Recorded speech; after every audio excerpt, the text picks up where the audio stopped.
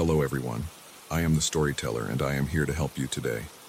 I know you use this video to fall asleep, so before that, like the video and subscribe to the channel. Also, where are you from and what time are you watching? Now get comfortable and relax.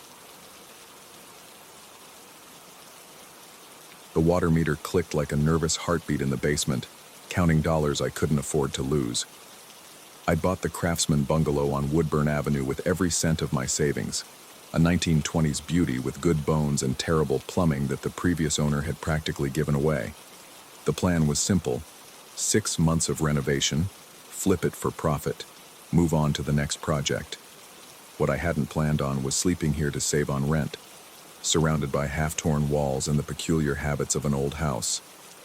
The first time the upstairs bathroom faucet started running by itself, I blamed the ancient pipes. I'd shut off the main water supply before heading down to work on the kitchen cabinets, standard procedure to avoid flooding while wrestling with corroded connections. But 20 minutes into my work, I heard it. A steady stream hitting porcelain above my head, thin and persistent like a whispered accusation. I climbed the narrow stairs, each step creaking a different note in the house's wooden symphony. The faucet handle sat in the off position, cold and still under my palm. Yet water continued its methodical descent into the basin. I twisted it left, then right. The flow stopped with a mechanical shudder that traveled through the walls like a sigh. Standing there in the bathroom's yellow light, surrounded by peeling wallpaper that looked like diseased skin, I felt the weight of the house settling around me. Old houses had personalities, I told myself. Quirks developed over decades of expansion and contraction, settling and resettling. This was just another one of those quirks. But when I returned downstairs and the sound began again 15 minutes later, quirk felt like an inadequate explanation. The pattern established itself over the following weeks. Every time I shut off the main water and descended to the ground floor, the bathroom faucet would begin its phantom flow. Only when I climbed back up would it cease, as if my presence alone could command the rebellion of copper pipes and rubber gaskets. I mentioned it to Rodriguez, the electrician I'd hired to update the house's ancient wiring. He listened with the patient expression of a man who'd heard every possible complaint about old houses, nodding as he tested outlets with his voltage pen. "Could be a pressure issue," he said, not looking up from his work. "These old systems, they get air pockets. Temperature changes, foundation settling, makes them do weird things."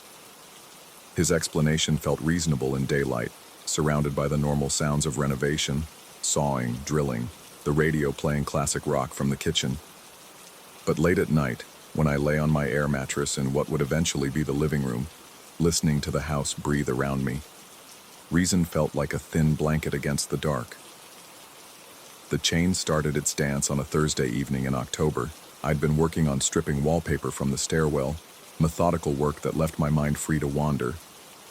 The light fixture at the top of the stairs was original to the house, a simple glass shade suspended from a brass chain that had turned green with age. I'd noticed it swaying slightly before, probably from drafts or my footsteps on the stairs below. But this movement was different, deliberate. The chain traced slow circles in the air, clockwise, then counterclockwise, generating a low metallic hum that seemed to seep into the walls themselves. I stood halfway up the stairs, wallpaper scraper in hand, watching the hypnotic motion. Outside, the October wind pushed through the bare branches of the oak tree in the front yard, rattling windows and whistling through the gaps around the front door. But the chain moved against the wind direction, tracing its circles with mechanical precision that defied the random gusts. I climbed the remaining steps and reached for the chain, expecting it to still under my touch. Instead, it continued its rotation, the metal links sliding through my fingers like a snake made of brass. The humming grew louder, resonating through the floorboards, down through the walls, until it felt like the entire house was singing a single low note. When I finally grasped the chain firmly and held it motionless, the silence that followed felt heavier than the sound had been. That night, I lay awake listening to the house's nocturnal conversations, settling wood, expanding metal, the distant rumble of late traffic on Reading Road. But underneath it all, I swore I could still hear that humming, so faint it might have been tinnitus or imagination. The water bills arrived in a manila envelope that had been forwarding through 3 different addresses before reaching me. Property records from the previous owner, the realtor had explained, sometimes took months to fully transfer. I'd expected utility bills, but what I found among the mundane statements and notices was more interesting. Water usage records dating back 2 years before the sale. The numbers made no sense. During months when the house had been empty, officially vacant and listed for sale, the water meter had recorded usage patterns that suggested full occupancy. Not just occasional use that might indicate maintenance or showing the property, but regular, consistent consumption. Late-night spikes that suggested someone had been running water between midnight and 4 in the morning, every night, for weeks at a time. I spread the bills across the kitchen counter I'd been refinishing, trying to make sense of the data. The previous owner, according to the realtor, had been an elderly man who'd moved to assisted living. The house had been empty for 8 months before I bought it, yet the water records told a different story, a story of phantom occupancy and impossible consumption. The discovery of the note came by accident during my renovation of the upstairs bathroom. I'd been removing the medicine cabinet, a mirror-fronted metal box that had probably been installed sometime in the 50s. As I worked it loose from its mounting, the mirror separated from its frame with a sound like breaking bones. Folded behind the silvered glass, yellow with age and brittle at the edges, was a piece of paper covered in handwriting that looked like it had been done in haste. The ink had faded to brown, but the words were still legible. "If you hear the chain, don't call his name. He's been waiting too long already. The water knows when you're alone." Below that, in different handwriting, newer but still old enough to have yellowed, "Found this when we moved in, 1987. Leaving it for the next ones." The Hendersons, and below that, in pencil so light I almost missed it. "Still here, still waiting. 2019. I sat on the bathroom floor, holding the note with hands that had developed a fine tremor. 3 different messages, 3 different periods of occupancy, all acknowledging something that waited in this house. Something connected to the chain, to the water, to the late night hours when normal people slept. The rational part of my mind suggested explanations. Previous owners with mental health issues, pranks, coincidence. But rationality felt increasingly fragile as I sat there, surrounded by the exposed bones of the house, holding evidence that I wasn't the first to notice what lived here alongside the copper pipes and oak beams. That night, the chain began its rotation at exactly 12:17 a.m. I knew the time because I'd been lying awake, staring at my phone, wondering if I should research the house's history or try to forget what I'd found behind the mirror. The humming started soft, almost musical, then grew until it seemed to emanate from every surface in the house. I forced myself to lie still, to not go upstairs and grab the chain, to not feed whatever pattern I'd been unconsciously establishing. But the sound pulled at something deep in my chest, a resonance that made my ribs ache and my teeth clench. After 20 minutes, it stopped as abruptly as it had begun. The silence that followed felt expectant. I began researching the house's history with the dedicated obsession of a man who needed answers more than sleep. The Cincinnati Historical Society had records going back to the house's construction in 1923, built for a family named Whitman, who'd lived there until 1956. After that, ownership had changed hands regularly, never more than 5 years with any single family. The pattern was consistent. Families would buy the house with enthusiasm, begin renovations or improvements, then sell abruptly. The real estate records were littered with motivated seller and price-to-move notations. No explanations, just a long succession of people who decided they needed to be somewhere else. I found one newspaper article from 1987, a small piece in the community section about a family that had won a civic award for home restoration. The Hendersons, the name from the note, had been recognized for their work on a challenging property on Woodburn Avenue. But the article mentioned that they'd moved before the award ceremony, donating their prize money to a local charity. The most disturbing discovery came from city records I accessed through a friend who worked in municipal planning. Water usage data going back decades showed the same impossible pattern I'd seen in the recent bills. Every owner, in every decade, had recorded water consumption during periods when the house was supposedly empty, as if something in the house continued to need water regardless of human occupancy. The chain's rotations became more frequent, no longer confined to late-night hours. I'd be working on kitchen cabinets and hear it start up above my head, that low humming that seemed to call for attention. Sometimes it would last minutes, sometimes hours. I stopped trying to make it stop, partly because my interruptions seemed to make it worse, and partly because I was beginning to understand that the chain wasn't malfunctioning. It was communicating. The water began running more aggressively. Not just the bathroom faucet, but any tap in the house would begin flowing the moment I shut off the main supply and moved to the lower floor. Kitchen sink, utility room, even the basement spigot I'd forgotten existed. As if whatever lived in the pipes had grown stronger, more confident in its ability to defy physics and plumbing logic. I started talking to it, not consciously at first, just muttering while I worked, the way anyone might mutter to themselves during repetitive tasks. But gradually, I realized I was directing my words upward, toward the ceiling, toward whatever presence made the chain dance and the water flow. "You're making this difficult," I'd say while trying to work on plumbing with phantom faucets running above my head.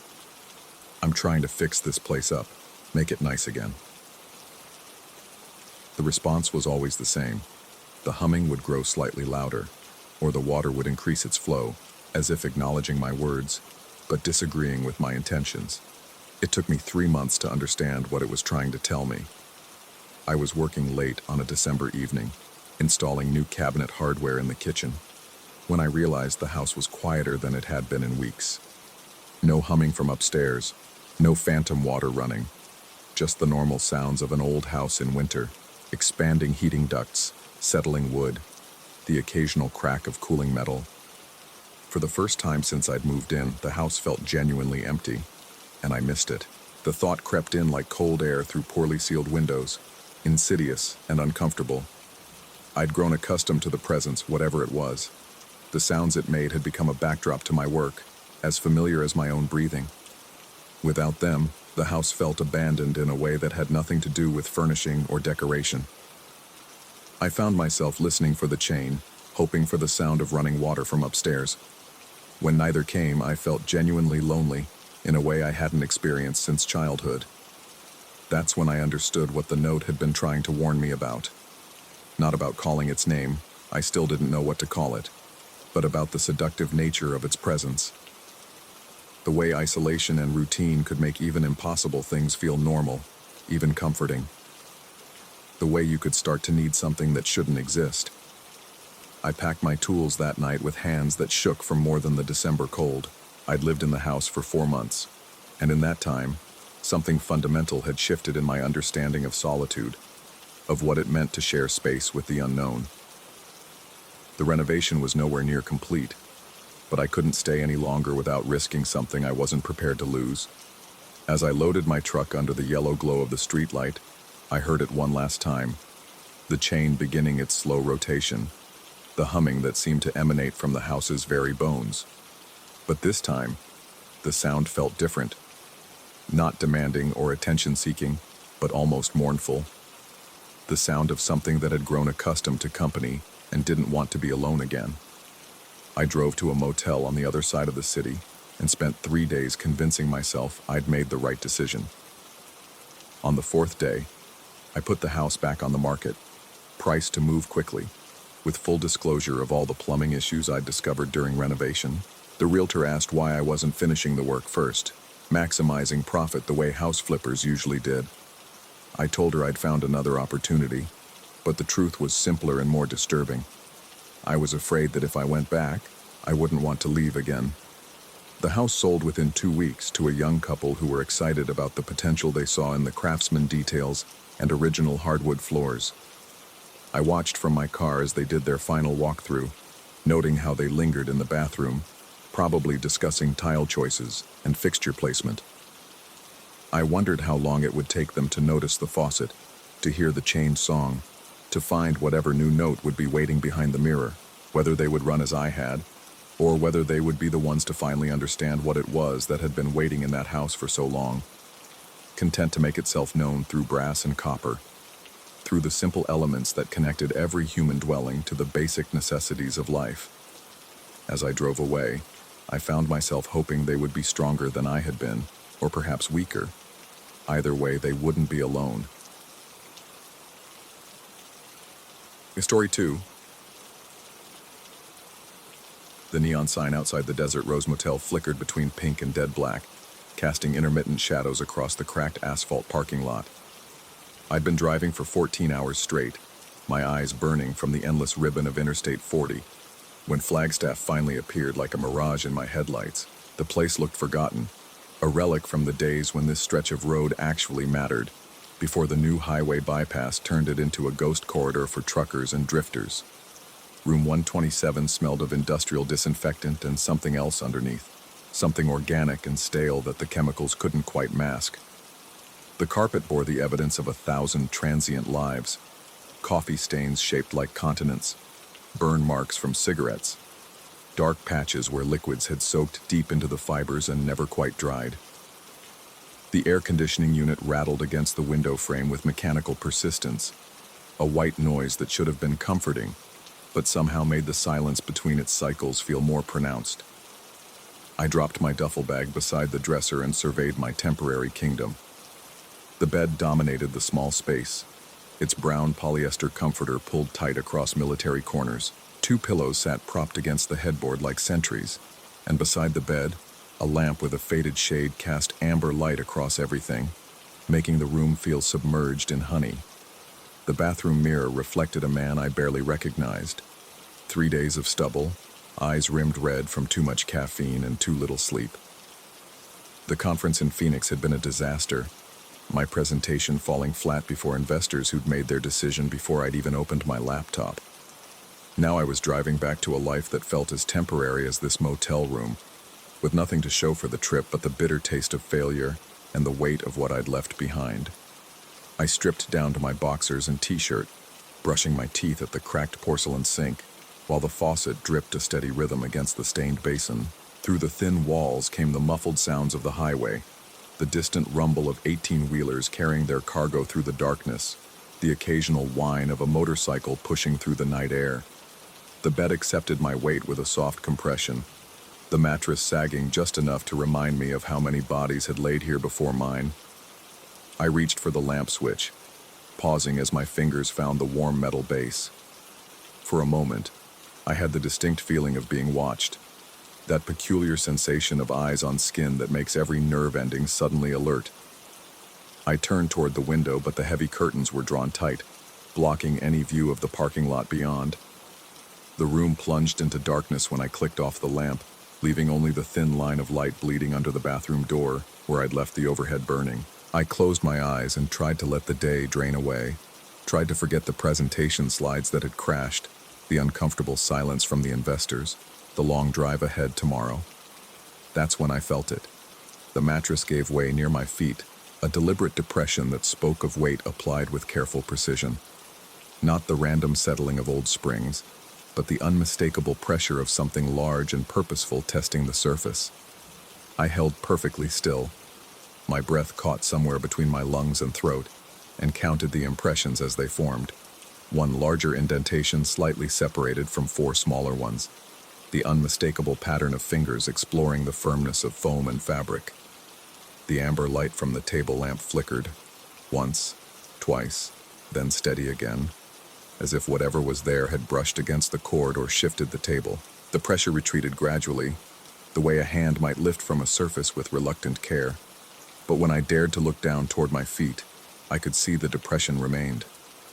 Even in the dim light filtering from the bathroom, the mattress held the shape of fingers, a perfect arc pressed into the surface where no hand should be. My heart hammered against my ribs as I shifted position, pulling my legs up toward my chest. The movement caused the bottom sheet to pull taut, and that's when I noticed it. A crease that hadn't been there before, running along the edge of the bed at the head, exactly where someone might sit to watch another person sleep. I lay motionless for what felt like hours, every small sound amplified in the darkness. The air conditioning cycled on and off with mechanical regularity. A door slammed somewhere along the motel corridor. A truck downshifted on the highway, its engine brake echoing across the desert landscape. But underneath these familiar noises, I began to detect something else, the almost imperceptible sound of controlled breathing that wasn't quite in rhythm with my own. When I finally worked up the courage to reach for the lamp, my fingers trembled against the switch. Light flooded the room again, revealing nothing unusual.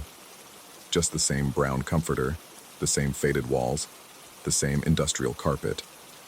But the indentation remained at the foot of the bed, and the crease in the sheet seemed even more pronounced under the direct illumination. I got up and walked to the window, pulling back one corner of the heavy curtain. The parking lot stretched empty under a few scattered streetlights. My rental car sitting alone beside a rusted pickup truck and a motorcycle covered with a blue tarp. Nothing moved except for the occasional moth circling the nearest light fixture. The bathroom mirror reflected my pale face as I splashed cold water against my cheeks, trying to wash away the paranoia that felt like spider webs clinging to my thoughts. Just stress, I told myself. Too much coffee, too little sleep, too many disappointments compressed into too few days. The mind plays tricks when pushed to its limits. But when I returned to the bed, the depression at the foot seemed deeper, more defined. I pressed my own hand into the mattress beside it, comparing the shapes. My fingers left their own temporary marks that quickly faded as the foam recovered. But the original impression remained constant, as if something far heavier than flesh and bone had created it. I tried sleeping with the lamp on, but the amber light created shadows that moved with every slight shift of the curtains.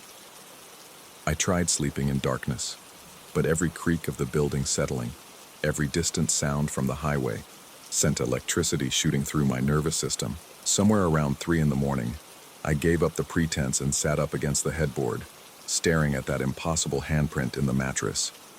The rational part of my mind worked overtime, constructing explanations. Maybe the previous guest had been particularly heavy. Maybe the mattress was old and worn in exactly the right pattern. Maybe my exhausted brain was interpreting random indentations as something meaningful, the way people see faces in clouds or hear voices in static.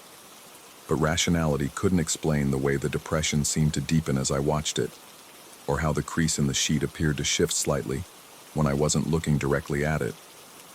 It couldn't account for the sensation of breath on the back of my neck when I turned away from the window, or the feeling that something large and patient was studying me with the same intensity that I was studying the evidence of its presence. Dawn arrived with painful slowness, gray light gradually replacing the amber glow of the table lamp.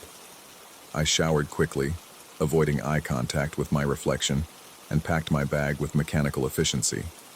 The desk clerk, a tired-looking woman with elaborate nail art and skeptical eyes, barely glanced up when I returned the key. "Everything satisfactory?" she asked, the question so routine it barely qualified as communication. I started to nod, then hesitated. "Room 127, I said. "Has anyone else complained about unusual experiences?" Her fingers paused over the keyboard. "What kind of unusual experiences?" "Just sounds, disturbances." She studied my face for a moment, and I saw something flicker behind her professional indifference. Recognition, maybe, or understanding. "Sir, that room's been vacant for 3 weeks. You were our first guest to stay there since we had it renovated." The word hung between us, weighted with implications I didn't want to explore. Renovated how? But she'd already turned back to her computer screen, fingers clicking across keys with renewed focus. "Have a safe trip," she said, dismissing me with the finality of someone who'd shared more than she'd intended. I drove away from the Desert Rose Motel as the sun crested the mountains, painting the desert landscape in shades of amber and gold. In my rearview mirror, the building grew smaller and smaller until it disappeared entirely, swallowed by the vast emptiness of Arizona morning. But as I merged onto the highway, adjusting my seat and settling in for the long drive ahead, I felt something that made my hands tighten on the steering wheel. The passenger seat seemed to compress slightly, as if accepting the weight of an invisible companion. The air conditioning cycled on, stirring the air in a way that felt like controlled breathing. I reached for the radio, desperate for distraction, but my fingers stopped short of the dial. In the sudden silence, I could swear I heard it. The soft, patient sound of someone settling in for a long journey. Someone who'd decided that our brief encounter in room 127 was just the beginning of a much longer conversation.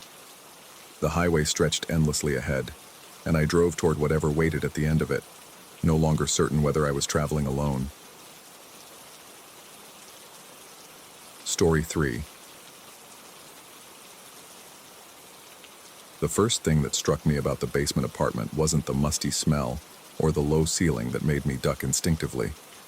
It was how the silence seemed to press against my eardrums like water at depth. I'd found the listing late, scrolling through Portland rentals while my connecting flight got delayed another 3 hours. The host's messages had been oddly formal, almost apologetic. The space is private and quiet. Previous guests have found it conducive to rest. The narrow staircase descended from a side entrance, separate from the main house above.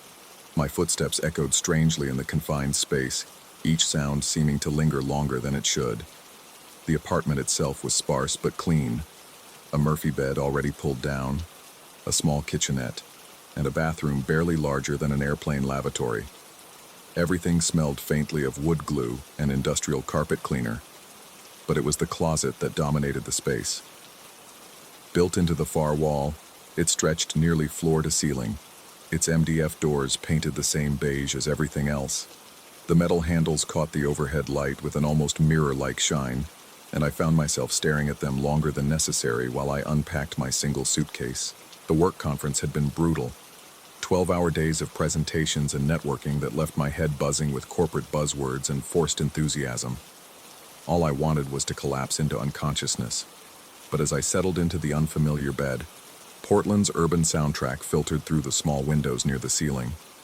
Car engines, distant voices, the occasional siren. All of it felt muffled, as if the basement existed in a pocket of reduced atmosphere.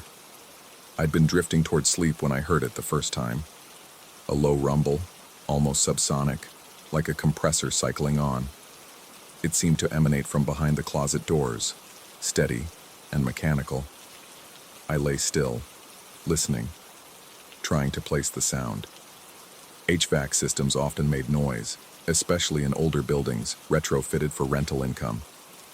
The rumble continued for perhaps 30 seconds before fading to silence. Minutes passed. Just as my breathing began to deepen again, it returned. The same low, continuous growl. Not mechanical, I realized with a start. Too organic, too irregular in its subtle variations, like something breathing very slowly and deliberately. I sat up in bed, straining to hear. The sound persisted, neither growing louder nor fading, as if whatever produced it had found its optimal volume and intended to maintain it indefinitely. There were no pauses for breath, no rhythm that suggested lungs filling and emptying. Just that steady, bass-heavy drone that seemed to vibrate through the floor and into the metal bed frame. Sleep became impossible. I found myself timing the intervals. Sometimes the sound lasted 2 minutes, sometimes 5. The gaps between episodes ranged from mere seconds to nearly a quarter hour. There was no pattern I could discern, no logic to guide my expectations. Each time silence returned, I'd begin to relax, only to tense again when the growling resumed. By 3 a.m., I'd convinced myself it had to be plumbing, old pipes, water pressure issues, maybe a sump pump in the crawl space behind the closet. I'd dealt with enough rental properties to know that basement utilities could produce all manner of strange noises. The rational explanation helped calm my nerves enough that I eventually dozed fitfully until morning. The conference's second day proved even more exhausting than the first. I returned to the basement apartment around 9 p.m., muscles aching and eyes gritty from staring at PowerPoint slides. The space felt smaller somehow, the ceiling lower, the walls closer. I attributed it to fatigue and the lingering effects of airline coffee. I showered in the cramped bathroom, letting hot water wash away the day's accumulated stress. The mirror above the sink had developed a fine crack since morning. Not a spider web, just a single hairline from corner to corner that I didn't remember seeing before. I stared at my reflection split in two, noting how the fluorescent light made my skin look waxy and pale. The closet drew my attention again as I prepared for bed. Those polished metal handles seemed to catch every photon of available light, creating twin beacons in my peripheral vision, no matter which direction I faced. I found myself glancing toward them repeatedly, as if expecting the doors to swing open on their own. They remained stubbornly closed. This time, I was ready when the sound began. I'd left my phone on the nightstand with a voice recording app open, determined to capture evidence of whatever was disturbing my sleep. The growling started just after midnight, the same low, continuous drone that seemed to emerge from within the closet itself, rather than from any space behind it. I hit record and waited, phone held toward the closet doors. The sound continued for nearly 4 minutes this time, never varying in pitch or intensity. When it finally stopped, I played back the recording with trembling fingers. Nothing but silence. I played it again, turning the volume to maximum. Still nothing. Just the faint hiss of digital compression and my own shallow breathing. Yet even as the recording played back empty air, I could still hear the growling in my memory with perfect clarity. Sleep came in fragments that night, broken by repeated episodes of the sound that my phone insisted didn't exist. Each time I'd wake to that steady rumble, I'd grab the device and try again, always with the same result. The technology betrayed no sign of the noise that seemed to resonate in my very bones. Thursday brought fresh complications. The conference attendees were showing signs of strain: too much coffee, too little sleep, too many hours of fluorescent lights and recycled air. But my exhaustion ran deeper. I caught myself staring at blank walls during presentations, losing track of conversations mid-sentence. Colleagues asked if I was feeling well, their voices seeming to reach me from a great distance. That afternoon, I decided to confront the host about the noise. Her response came within minutes. "I'm sorry you're experiencing discomfort. Previous guests haven't mentioned any sounds from the utility areas. Perhaps the building's HVAC system is cycling more frequently due to the weather?" The weather had been mild and stable for days. I pressed further, describing the low growling in detail. Her second message took longer to arrive. The closet space connects to a small storage area beneath the main house's stairs. It's possible you're hearing the upstairs tenants moving around. Old wood can transmit sound in unexpected ways, but the main house appeared vacant. I'd never seen lights in the windows above, never heard footsteps on the floors overhead.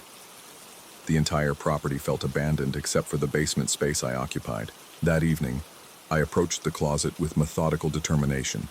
The metal handles felt ice-cold under my palms despite the apartment's stuffiness.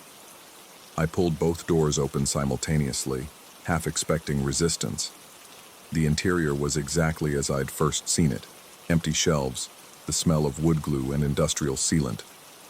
But now I noticed details that had escaped my initial inspection. Scratches in the MDF backing, too regular to be accidental.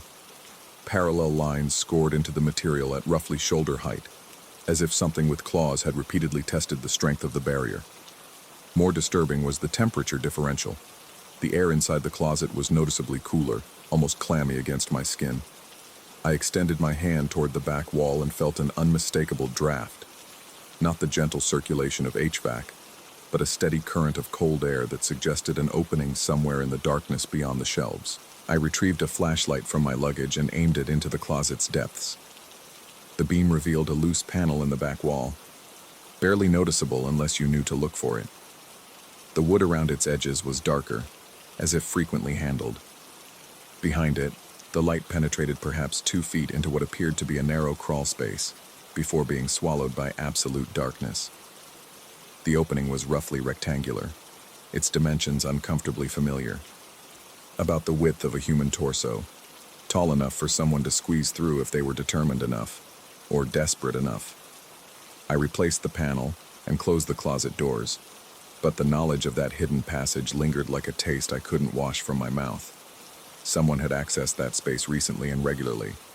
The question was whether they were entering from my side or emerging from somewhere deeper in the building's forgotten infrastructure. That night I moved the room's single chair against the closet doors. It was a pathetic barricade, but the gesture provided a psychological comfort that logic couldn't match. I lay in bed facing the closet, eyes adjusting to the darkness until I could make out the faint outline of the chair's back pressed against the handles. The growling began at 1:15 a.m. This time, I didn't reach for my phone. Instead, I watched the chair. The sound seemed louder, more present, as if whatever produced it had moved closer to my side of the wall. The low rumble filled the room like a physical presence, pressing against my chest and making my teeth ache with sympathetic vibration. The chair didn't move. Not visibly, anyway. But as I stared, I became convinced that its position was shifting incrementally. A millimeter here, a fraction there. The metal legs might have been sliding across the floor with movements too gradual for my eye to register, but persistent enough to accumulate into meaningful displacement. After 10 minutes, the sound stopped. I continued watching the chair, certain now that it sat several inches further from the closet doors than when I'd positioned it. But certainty and proof were different things, and the darkness played tricks with depth perception. I spent the remainder of the night in the bathroom, door locked, fluorescent light buzzing overhead. The harsh illumination felt like armor against whatever lurked in the apartment's darker corners. I dozed fitfully on the toilet seat, jerking awake every time my head nodded forward. Friday's conference sessions passed in a haze of barely suppressed anxiety. I found myself constantly checking my phone for messages from the host, though I hadn't sent any new inquiries. My hands shook when I reached for coffee cups, and I spilled cream on my shirt during the morning break. Colleagues maintained polite distance, perhaps sensing something volatile in my demeanor. The keynote speaker discussed emerging trends in data security, but his words seemed to reach me through layers of cotton. I kept thinking about that rectangular opening behind the loose panel, wondering what it would feel like to crawl through such a confined space. Would the walls press against your shoulders? Would you be able to turn around if you needed to retreat? Would you be able to see what was crawling toward you from the other direction? That afternoon, I made a decision that felt both inevitable and terrifying. I would spend one more night in the basement apartment, but this time I would be prepared. I stopped at a hardware store and purchased a small LED headlamp, a package of zip ties, and a motion-activated trail camera, the kind hunters use to monitor deer paths. The clerk asked if I was planning a camping trip. I told him I was conducting an experiment.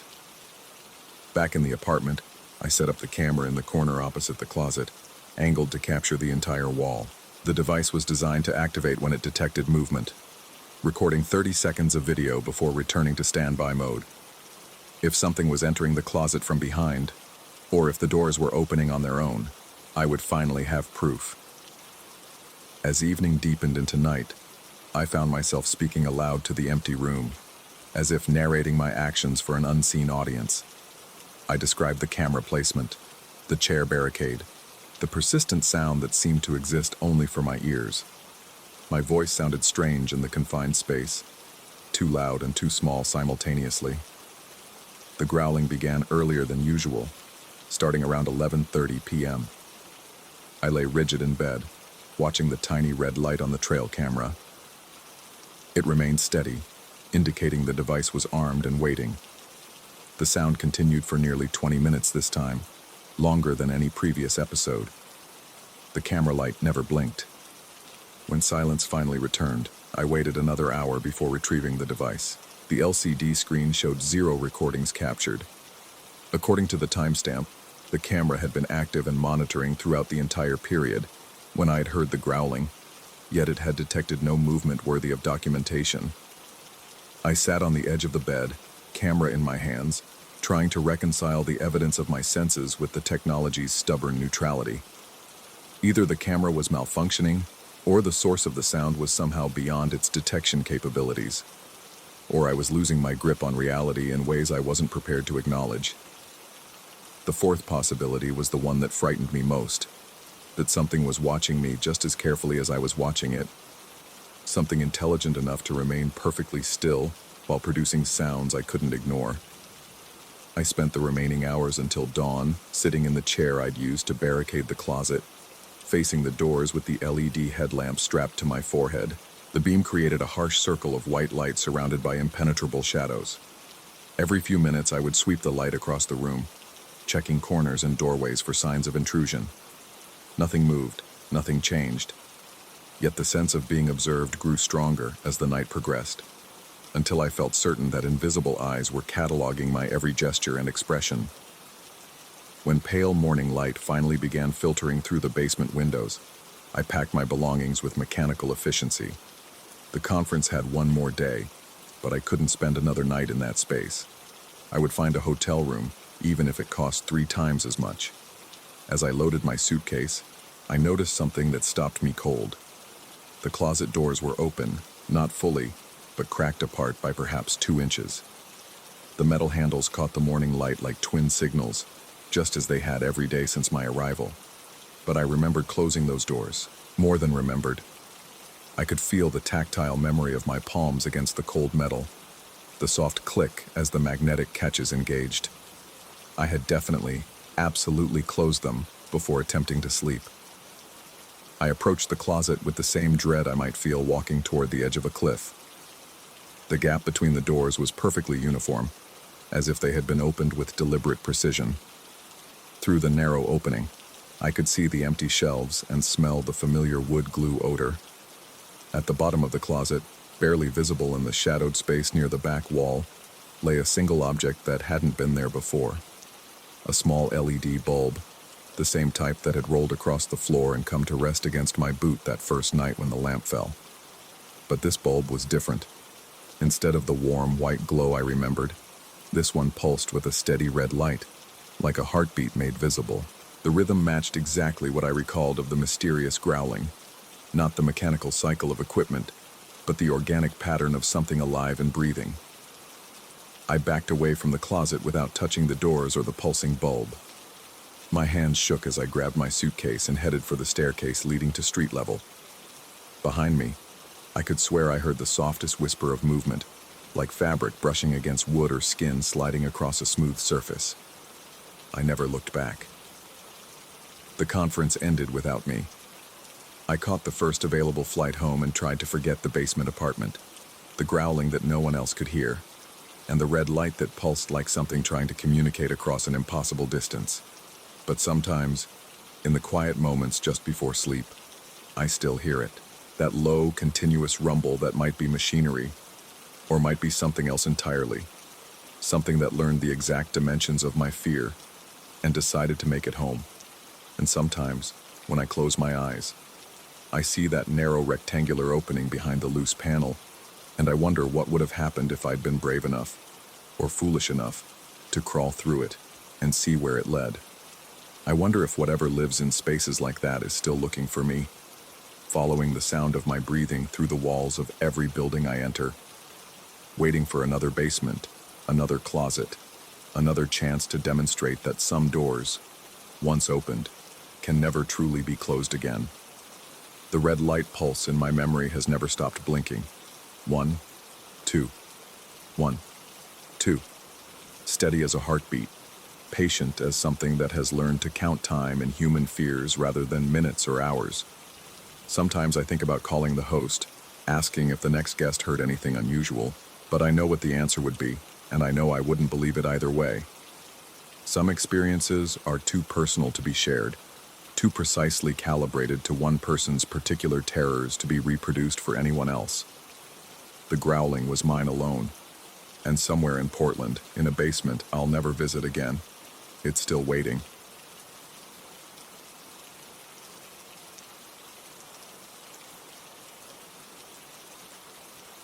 Story 4.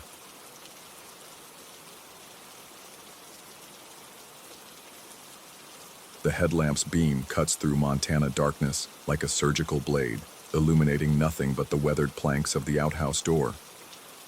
2 a.m., and the October cold seeps through my jacket, through skin, settling somewhere deeper where warmth used to live. The hunting lease stretches endlessly around me. 200 acres of pine and shadow that my buddies and I have claimed for the past 8 years, though tonight it feels more like the wilderness has claimed us. My phone weighs heavy in my pocket as I push the door wider, the hinges protesting with a screech that seems to echo forever among the trees. The guys back at the cabin are probably passed out by now, empty beer bottles and poker chips scattered across the table like evidence of simpler times. Just an hour ago we were laughing about yesterday's missed shots. about how the deer seem smarter this year, about anything except the strange feeling that's been growing in my chest since sunset. The outhouse door hangs at that perfect angle, not quite closed, not quite open, and something about it strikes me as absurd enough to photograph. Maybe it's the beer talking, or maybe it's the need to share this moment of ridiculous vulnerability with people who understand that hunting isn't really about the killing anymore. It's about the escape, the ritual, the way civilization falls away until you remember what silence actually sounds like. I pull out my phone and frame the shot. Door ajar, darkness beyond. My headlamp casting harsh shadows across rough wood. The camera app loads with that soft digital whisper, and I tap the shutter button without really looking at the screen. The flash explodes like lightning trapped in a mason jar. For one brilliant frozen moment, the world turns white and black and silver. And in that moment, in the viewfinder's tiny rectangle, I see them. Two figures at the tree line, maybe 30 yards away. A man, tall and motionless, wearing what looks like a dark jacket with something bulky in the chest area. And in front of him, smaller, draped in fabric that catches the flash and throws it back like wet silk under streetlights. They stand perfectly still, as if they've been watching me long enough to become part of the landscape. My finger hovers over the send button before my brain fully processes what I've captured. Muscle memory takes over. The same instinct that makes you share a particularly good sunset or a deer track in fresh snow. The image uploads to our group chat with that satisfying swoosh, and the sending indicator begins its lazy spin. That's when I hear it. Vegetation giving way. Not the random crack of a branch settling or the scurry of some night creature, but the deliberate, measured sound of something large moving through the underbrush. The sound comes from behind me, from the opposite side of where I took the photograph, and it carries the weight of intention. I spin around, headlamp beam swinging wild, illuminating nothing but pine trunks and the cabin's distant yellow windows. The sending indicator continues its patient rotation, while my heart hammers against my ribs like something trying to break free. The smart thing would be to walk quickly back to the cabin. The smart thing would be to wake the others, to make jokes about spooked city boys and imagination running wild. Instead, I find myself looking back at the photograph on my phone screen, squinting at those two motionless figures that shouldn't exist at 2 a.m. in the middle of nowhere. The man's jacket definitely has something in it. A bulge that could be anything from a hunting rifle to camera equipment to nothing at all, depending on the angle and the shadows and how much you want to believe your eyes. The smaller figure is harder to make out, gender ambiguous, face lost in darkness. But that fabric, the way it shimmers with captured light, makes my skin crawl in a way I can't articulate. A message notification pings, then another. The guys are awake after all. Dude, what the hell is this? You see those people? Who goes camping at 2 a.m.? That's not camping gear. Look at how they're standing. I walk back toward the cabin, phone screen illuminating my path in brief intervals, each step feeling like progress toward sanity. But the sounds follow me. Not footsteps exactly. More like the systematic disturbance of forest floor, branches, undergrowth. Someone moving parallel to my path, staying just outside the reach of my light. The cabin door feels solid and real under my palm. Inside, 3 faces look up from phones, the poker table forgotten, and I realize that none of them were actually asleep when I went outside. The television flickers silently in the corner, casting blue shadows across walls decorated with 8 years' worth of hunting photos and inside jokes. "Where did you take this?" someone asks, though I can't tell who. The voices seem to come from underwater now, distant and distorted. I sink into my usual chair and feel the leather creak with familiar comfort. Just outside, by the outhouse. The words feel strange in my mouth, like I'm describing someone else's experience. There's nobody staying anywhere near here. Closest neighbor is 5 miles through heavy brush. I look at the photograph again. The man with the bulky jacket appears closer than I remember, though that might be the phone's small screen playing tricks. The smaller figure seems to have shifted position slightly, turned more toward the camera, but that's impossible. Photographs don't change. Maybe they're lost, someone suggests, but the words carry no conviction. People don't get lost wearing silk that gleams like water. The conversation continues around me while I study every pixel of the image. The more I look, the less sense it makes. The lighting is wrong. My headlamp should have created sharper shadows, should have revealed more detail. Instead, the figures seem to absorb light rather than reflect it, except for that impossible fabric that might not be fabric at all. A sound outside makes us all freeze. Not the systematic rustling from before, but a single deliberate impact against the cabin's exterior wall. Like someone knocking, except the sound comes from too high up, from where a window might be if this wall had windows. We sit in perfect silence, phones forgotten, listening to the kind of quiet that exists only in the deep wilderness. Another impact, this time on the opposite wall, then another on the wall behind me. The sounds move with purpose, circling the cabin with the methodical patience of something that has all the time in the world. "Game camera," someone whispers, though I'm not sure why we're whispering now. We should check the game camera. But I already know what the game camera will show. The same way I know that when we look at the photograph again in daylight, the figures will be gone. Not moved, not changed, but completely absent, leaving us to question whether they were ever there at all. The camera will have captured nothing but trees and shadows and the movement of branches in wind that none of us felt. The knocking stops as suddenly as it began, leaving behind a silence so complete it feels manufactured. Outside, the October night presses against the windows with the weight of winter still months away, and I realize I'm gripping my phone so tightly my knuckles have gone white. The photograph stares back at me, unchanging and impossible. Two figures that might have been people, might have been shadows, might have been nothing more than the brain's desperate attempt to find patterns in random darkness. The sending indicator has long since disappeared, replaced by timestamps and red receipts, concrete proof that something happened worth documenting. I close the photo and open the weather app instead, checking conditions I already know by heart. 38 degrees, clear skies, no wind.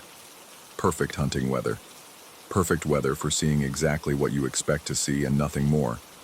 But when I close my eyes, I can still see them, standing at the edge of comprehension, watching with the patience of things that exist between certainty and doubt. The man's jacket holds its secret cargo while the silk-wrapped figure turns slowly in my memory, revealing features that shift like smoke whenever I try to focus on them. The others have started talking again, voices gradually returning to normal volumes, theories and explanations flowing like water finding its level. Someone mentions stress, someone else suggests equipment malfunction, and gradually the photograph becomes nothing more than a curious anomaly to be filed away with other inexplicable moments that happen when civilization gets far enough away. I should feel relieved. Instead, I find myself listening for sounds outside the cabin, for the systematic disturbance of forest floor that follows its own logic. Tomorrow we'll pack up and drive back to lives that make sense, where photographs capture only what's actually there, and shadows stay where they're supposed to stay. But tonight, in this space between what we know and what we fear, the image persists. Two figures at the edge of everything, wearing patience like a second skin, waiting with the certainty of things that have already happened and the possibility of things that never will. The phone grows warm in my palm, and I realize I've been staring at the black screen for too long, seeing my own reflection staring back with eyes that look like they've witnessed something they shouldn't have. Outside, the Montana wilderness settles into the deep quiet that comes before dawn, and I wonder if those figures are still there, standing motionless at the tree line, waiting for the next flash of light to reveal what was always there, hidden in plain sight. I set the phone face down on the table and try to convince myself that some mysteries are better left unsolved. But even as sleep finally begins to pull me under, I know I'll be checking that photograph every day for the rest of my life, looking for changes that logic says can't happen, searching for proof that what I saw was real, or hoping perhaps that it wasn't. Story 5. The auction house in Providence smelled of old wood and forgotten decades. I'd come for salvage pieces, remnants of the city's industrial past that might speak to my sculptures. But it was the mannequin head that called to me from a dusty corner, nestled between rusted gears and moth-eaten fabric samples. Bisque porcelain, crackled like old paint on a weathered fence. The seller mentioned it had belonged to a downtown department store that closed in the 70s. The blue eyes, faded to the color of winter sky, seemed to track my movement as I circled the table. When I lifted it, the head felt heavier than expected, substantial in a way that made my palms sweat despite the October chill seeping through the warehouse walls. $30, the auctioneer called out, but I was already reaching for my wallet. Back in my studio, a converted carriage house behind my rented Victorian, I placed the head on the highest shelf, facing the brick wall. Something about those painted eyes made me uncomfortable, though I couldn't articulate why. The workshop stretched out behind it, filled with half-finished pieces and tools that caught the amber light filtering through grimy windows. Everything felt normal then, safe. The first morning, I noticed it had turned, not dramatically, maybe 15 degrees clockwise, just enough so that one eye caught the light from the hallway door. The cracked lips seemed to curve slightly upward, though that might have been the way shadows fell across the painted features. I repositioned it, this time pressing the base firmly against the wall, leaving a small indentation in the plaster. But the next morning brought the same subtle shift. Same angle, same gradual turn toward the corridor that led to my house. I started paying attention to details I'd previously ignored, the way dust motes danced in the shaft of light that fell across the shelf each afternoon around 3:30. How my footsteps echoed differently when I worked late, as if the space had grown larger in the darkness. The peculiar quality of silence that seemed to emanate from the mannequin's corner, thick and expectant. By the fourth day, I'd developed a routine of checking the head's position first thing each morning. Always the same rotation, always toward that hallway. I began measuring the distance from the wall, 1 inch, then 1.5 inches, then 2. The base left trails in the accumulated dust, perfect arcs that documented each nocturnal movement. The logical part of my mind offered explanations. Old buildings settle. Temperature changes cause materials to expand and contract. The floorboards weren't level, but logic felt thin and insubstantial against the growing certainty that something was fundamentally wrong with the thing I'd brought into my workspace. I tried securing it with fishing line, threading the transparent filament through the mannequin's hollow neck and anchoring it to a nail driven deep into the mortar between bricks. The line was rated for 20-pound test, stronger than necessary for a head that weighed maybe 3 pounds. The next morning, I found the line severed cleanly, as if cut with a razor. The head had moved its usual distance, but something else had changed. The layer of grime that had accumulated over decades seemed lighter across the cheeks and forehead. Not cleaned exactly, but disturbed, as if gentle fingers had traced the contours of the face. That evening, I remained in the studio past midnight, pretending to work on a welded steel piece while keeping the mannequin in my peripheral vision. The head sat motionless on its shelf, pale and serene under the harsh fluorescent lights. But I felt watched, a prickly sensation between my shoulder blades that made concentration impossible. Every few minutes, I found myself glancing toward the corner, expecting to catch some hint of movement. Nothing. Just painted eyes and cracked ceramic skin, and the growing certainty that my sanity was slowly fraying. I installed a motion sensor with a bright LED that would trigger if anything larger than a mouse moved in that corner of the room. For 3 nights, the light remained dark. Then I found it on the floor, shattered, with the mannequin turned its usual increment and wearing what I swear was a cleaner, more defined smile. The dreams started around the same time. Always the same scenario. I'm working late, focused on some intricate detail, when peripheral vision catches movement.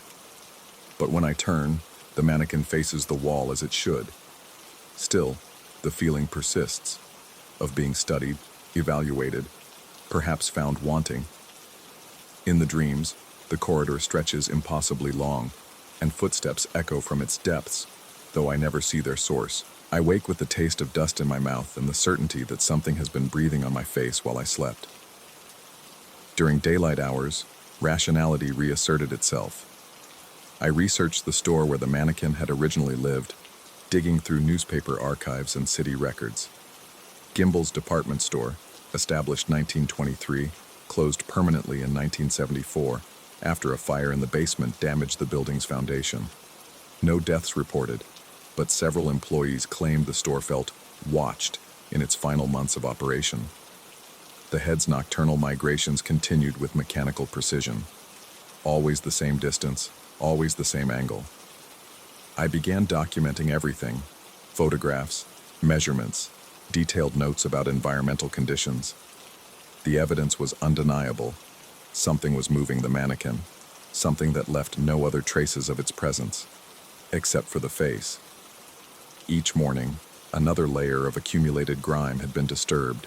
First the cheeks, then the forehead, then around the eyes. Careful attention, almost tender.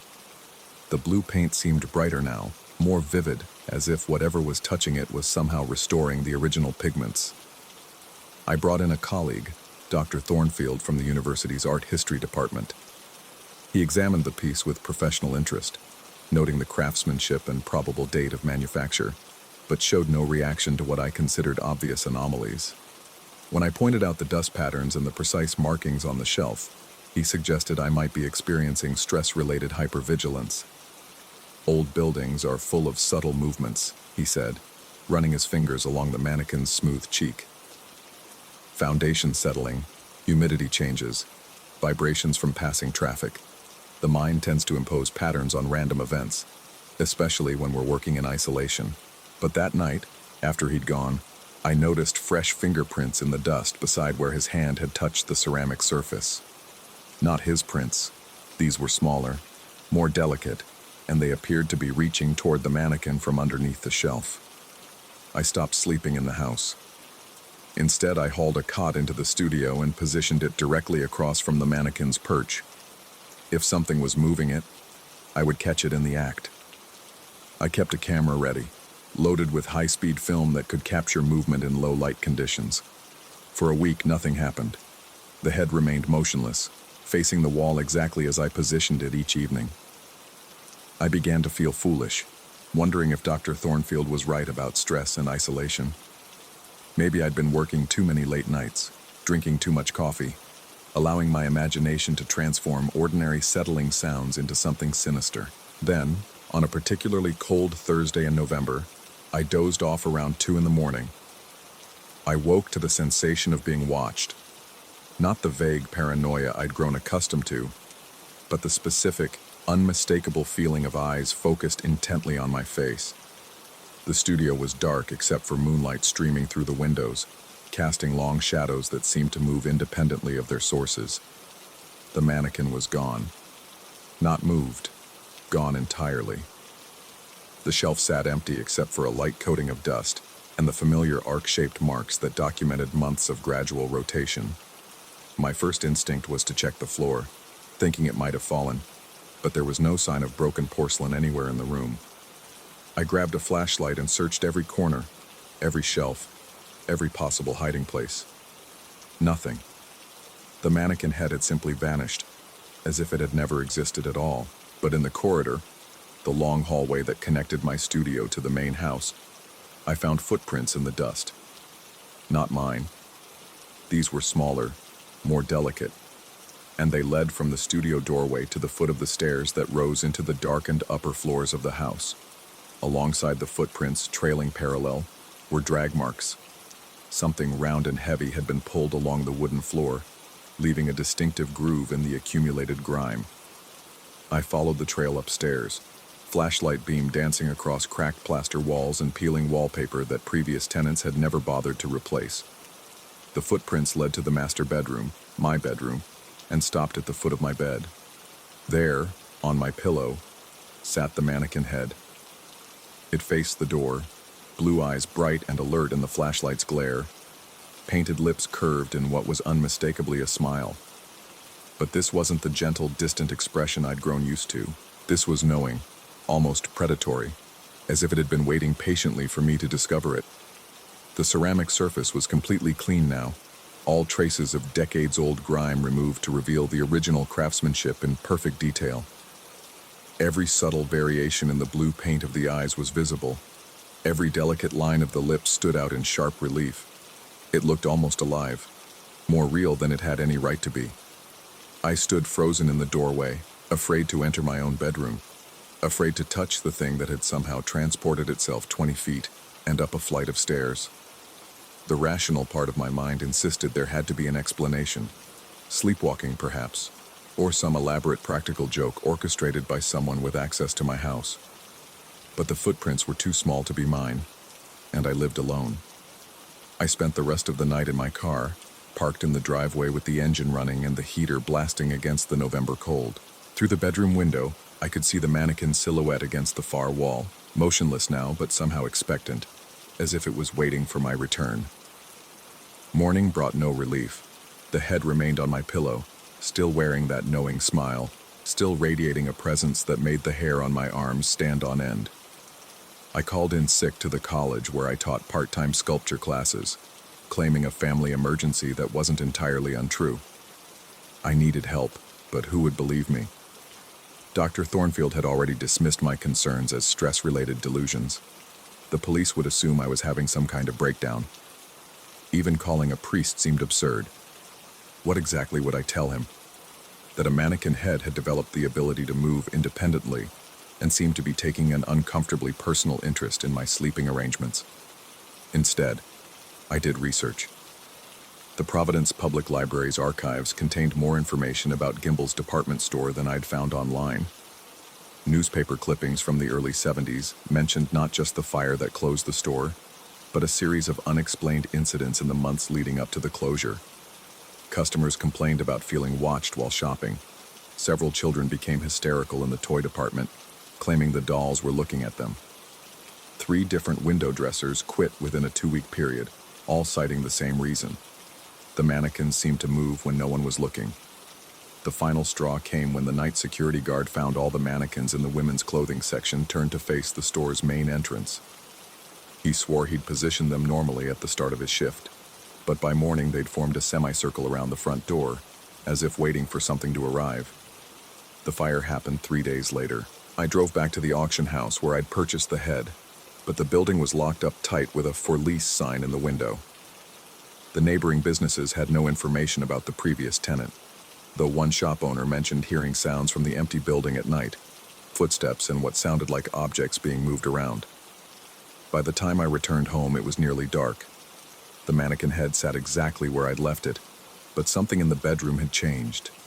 The air felt different, thicker, more charged, like the atmosphere before a thunderstorm. And there was a scent I hadn't noticed before, faint but distinctly floral, as if someone had been wearing perfume from a distant decade.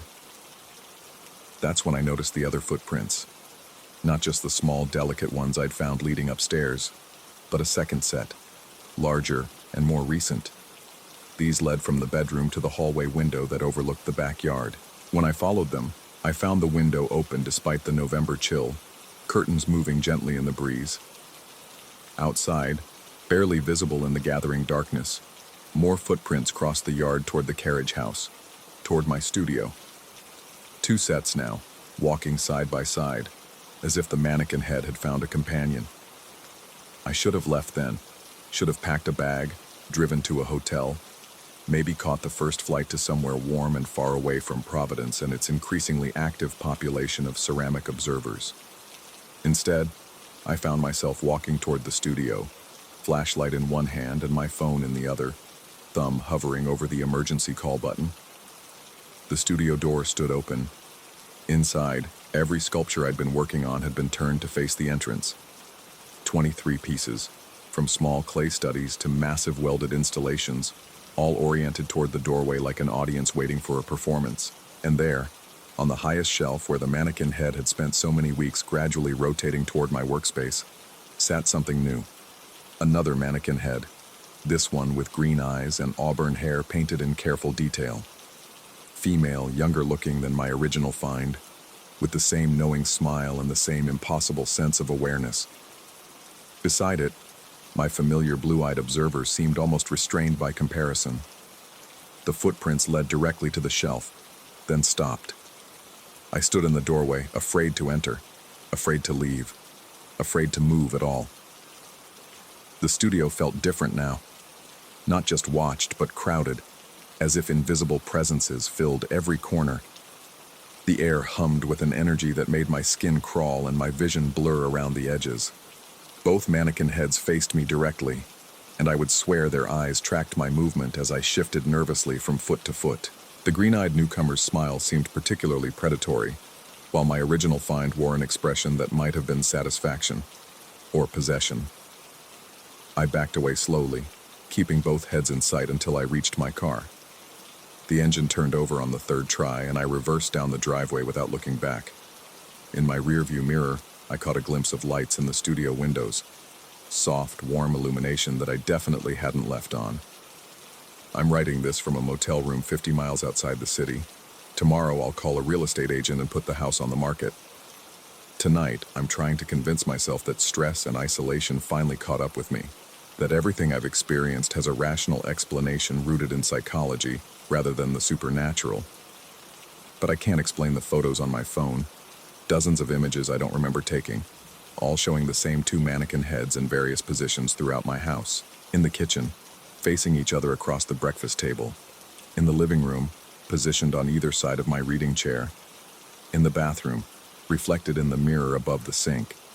And in the most recent photo, taken apparently just an hour ago according to the timestamp, both heads sit on my motel room's dresser.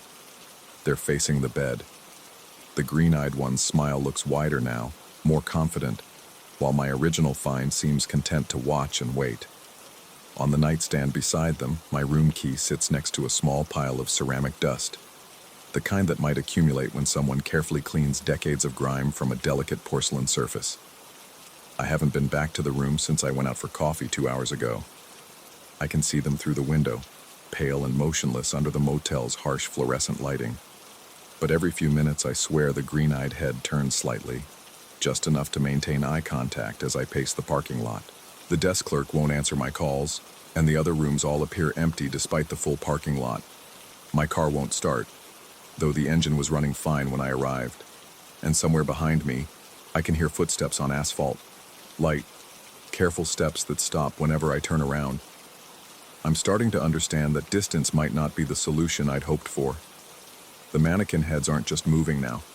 They're following. And each time they relocate themselves, they seem to bring more friends.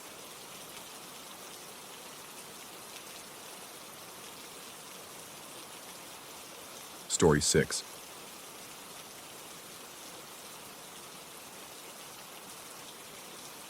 The key still felt foreign in my palm 3 weeks after the funeral, its brass surface worn smooth by decades of my grandmother's fingers. The Albany apartment stretched before me, cramped and cluttered, smelling of lavender sachets and something else, something stale and patient that seemed to emanate from the walls themselves. I'd been putting off this task, finding excuses to delay the inevitable sorting through of her possessions. But the estate lawyer had been calling, and the building management had started leaving increasingly curt notes about clearing the unit. Time was running out, and I could no longer postpone what felt like an archaeological dig through the life of someone I'd barely known. The afternoon light filtered through yellowed curtains, casting everything in sepia tones. Boxes lined the hallway. Donations, keep, discard. The familiar categories of grief, each one a small betrayal of the person who once called this place home. I'd been working methodically through the main rooms, but there was one door I hadn't opened yet. The room at the end of the narrow hallway had always been closed during my infrequent childhood visits. When I'd asked about it, grandmother would wave dismissively and change the subject. Storage, she'd say, or sometimes just nothing important. The doorknob sat loose in its housing, wobbling slightly when touched, and the paint around the frame looked newer than the rest of the apartment, cleaner, whiter, as if someone had recently tried to seal something in. Standing before it now, I felt an odd reluctance. My hand hovered over the knob, and for reasons I couldn't articulate, I knocked instead. 3 sharp raps with my knuckles. The response came immediately, 3 soft taps from the other side, so light they might have been the settling of old wood. But the timing was too precise, too deliberate. I stepped back, heart hammering against my ribs. Old buildings make sounds, pipes expand, floorboards creak. I'd heard similar things all afternoon as I worked, the apartment seeming to comment on my intrusion with sighs and whispers. This was no different. I tried the knob. Locked. The building superintendent, a perpetually grease-stained man who'd introduced himself as Kowalski, had given me a ring of keys along with grandmother's primary set. None of them fit the lock. When I called down to ask about it, his voice carried an edge of irritation. Your grandmother never wanted that room opened. Made that clear from day one. If it's locked, it stays locked. But I was family. I had rights, and the estate needed to be settled completely. I'll need a locksmith then. Good luck with that. The line went dead. The first locksmith I called took one look at the door and shook his head. Can't help you. Got explicit instructions on my system not to service this address. The second gave the same response, almost word for word. By the fourth call, I wasn't surprised by the refusal, but the consistency of their answers troubled me, as if they'd all been reading from the same script. That evening, alone in the apartment as I sorted through grandmother's correspondence, I found the papers. Buried in a manila folder labeled Building Management, I discovered a series of exchange letters dating back nearly 15 years. Request after request for lock replacement, all denied. The building's responses grew increasingly terse over the years, culminating in a final memo that made my skin crawl. Responding sounds not a maintenance issue. No further requests will be acknowledged. Responding sounds. I returned to the door, drawn by a compulsion I didn't fully understand. The hallway seemed longer in the evening light, shadows stretching like fingers toward my feet. I knocked again. 3 times, deliberate and clear. The answer came softer than before, but undeniably present. 3 gentle taps that seemed to emanate not from the wood itself, but from somewhere deeper, more distant. As if the sound traveled through layers of space I couldn't see. Over the following days, I found myself returning to that door repeatedly. Each visit followed the same pattern: 3 knocks, 3 responses. But only when I was alone. Only when I was calm. If I approached the door angry or frustrated, nothing happened. If someone else was in the apartment, the occasional neighbor checking on my progress, or Kowalski making his rounds, the door remained silent. It wanted something specific from me: privacy, patience, a particular state of mind. I began to experiment. Different numbers of knocks yielded different responses. 2 knocks received 2 in return. 4 brought 4. But there was a rhythm to it, an intelligence that made my pulse quicken. When I knocked rapidly, the response came slowly. When I paused between knocks, it matched my timing perfectly. The sound itself began to change too. What had initially seemed like the settling of old wood now carried distinct characteristics. Sometimes hollow, as if echoing through an empty space. Other times muffled, as if filtered through fabric or earth. And occasionally, this frightened me most, the responding knocks came in patterns I hadn't initiated, complex rhythms that sounded almost like conversation. I found myself listening for the door even when I wasn't near it. Working in the living room, I'd pause mid-task, convinced I'd heard those soft taps coming from down the hall. But when I investigated, the hallway remained empty and silent. The door waited, patient and unmoving. My sleep grew fitful. Dreams of locked rooms and hidden spaces filled my nights. I'd wake convinced I'd heard knocking, only to find myself alone in grandmother's old bedroom. Moonlight streaming through windows that faced an alley filled with nothing but dumpsters and fire escapes. During the day, I called locksmiths further from Albany, hoping distance might break whatever hold the local companies seemed to be under.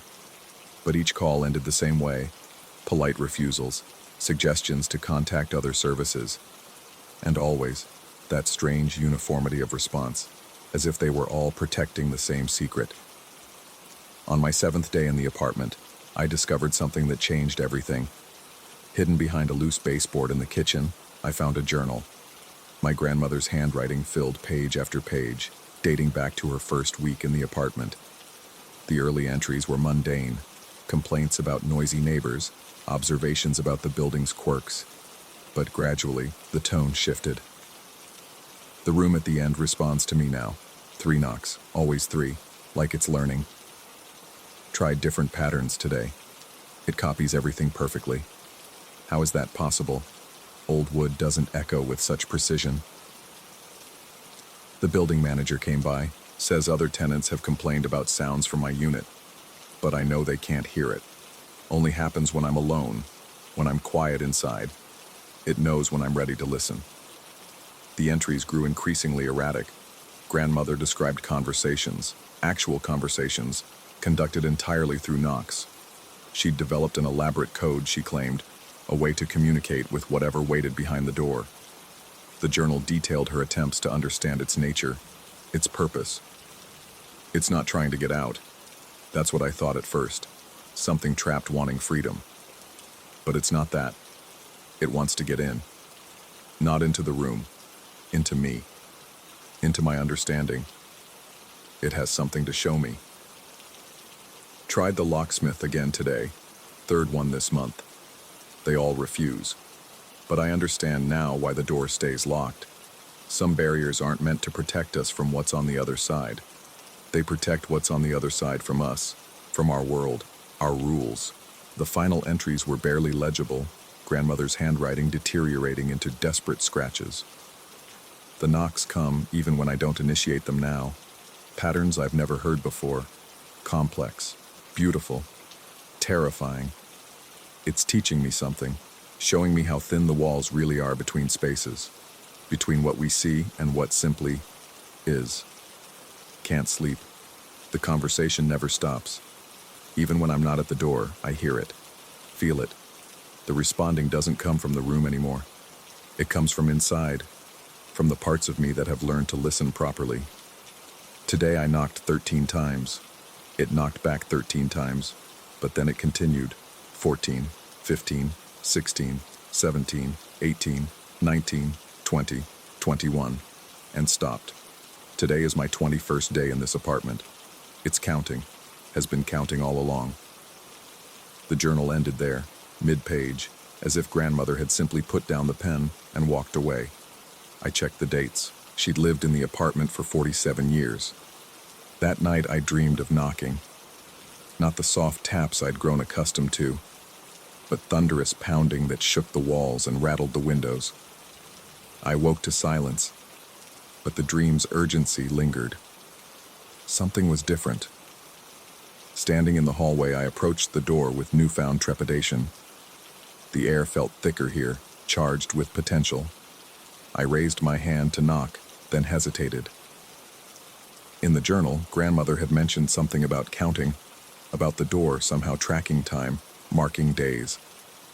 How long had I been coming here? How many times had I knocked? I tried to remember but found the days blurring together. Had it been a week? 2 weeks? The rhythm of knock and response had become so natural, so expected, that I'd stopped thinking about it as strange. It simply was. With growing unease, I knocked once. The response came immediately, but different now, stronger, more present, as if whatever waited on the other side had grown closer to the barrier between us. I backed away, but my feet remained rooted to the worn carpet. The door seemed larger somehow, dominating the narrow hallway. The loose doorknob caught the light strangely, and for a moment, just a moment, I could have sworn I saw it turn slightly, as if someone on the other side was testing its movement. But that was impossible. The door was locked, had always been locked. I retreated to the living room but found no peace there. The apartment felt different, smaller. The walls seemed closer, the ceiling lower. Even the familiar clutter of grandmother's possessions appeared foreign now, as if I were seeing them through different eyes. Through eyes that had learned to notice things they'd previously overlooked. The responding had changed me, just as it had changed her. That realization should have terrified me, but instead I felt an odd sense of completion. Understanding. The door hadn't been trying to communicate with me at all. It had been training me, teaching me to listen, to respond, to become something that could properly interface with whatever waited on the other side. I found myself walking back down the hallway, my movement automatic and calm. The door waited, patient as always, but now I could see. really see how the paint around the frame wasn't just newer, it was different, applied not to refresh, but to reinforce, to strengthen a barrier that was wearing thin. I raised my hand and knocked 3 times.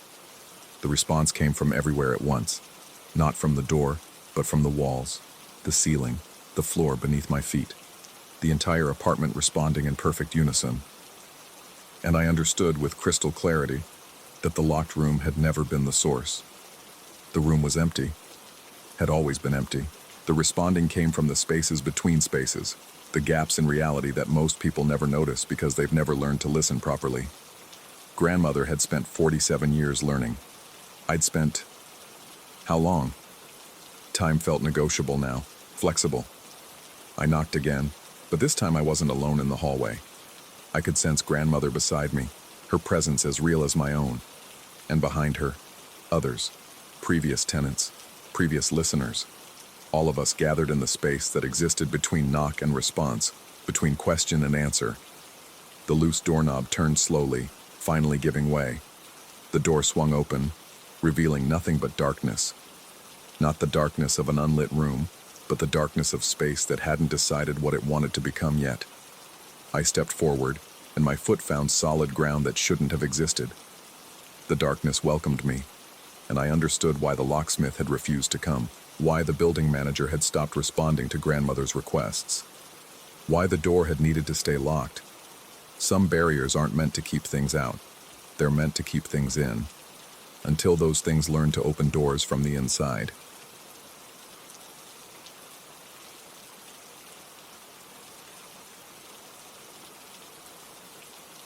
Story 7.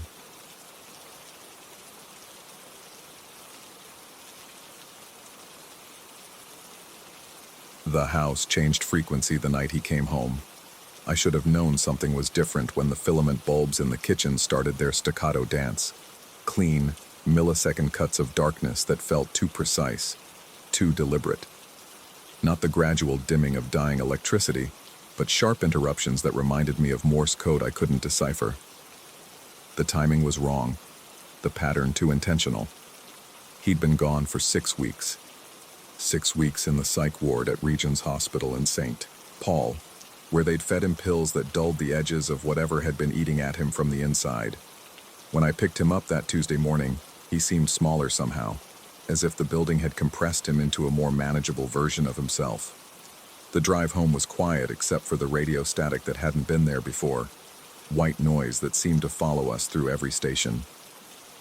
"Did you change anything in the house?" he asked as we pulled into the driveway. I hadn't touched anything except to keep it clean, to maintain the illusion that normal life was waiting for his return.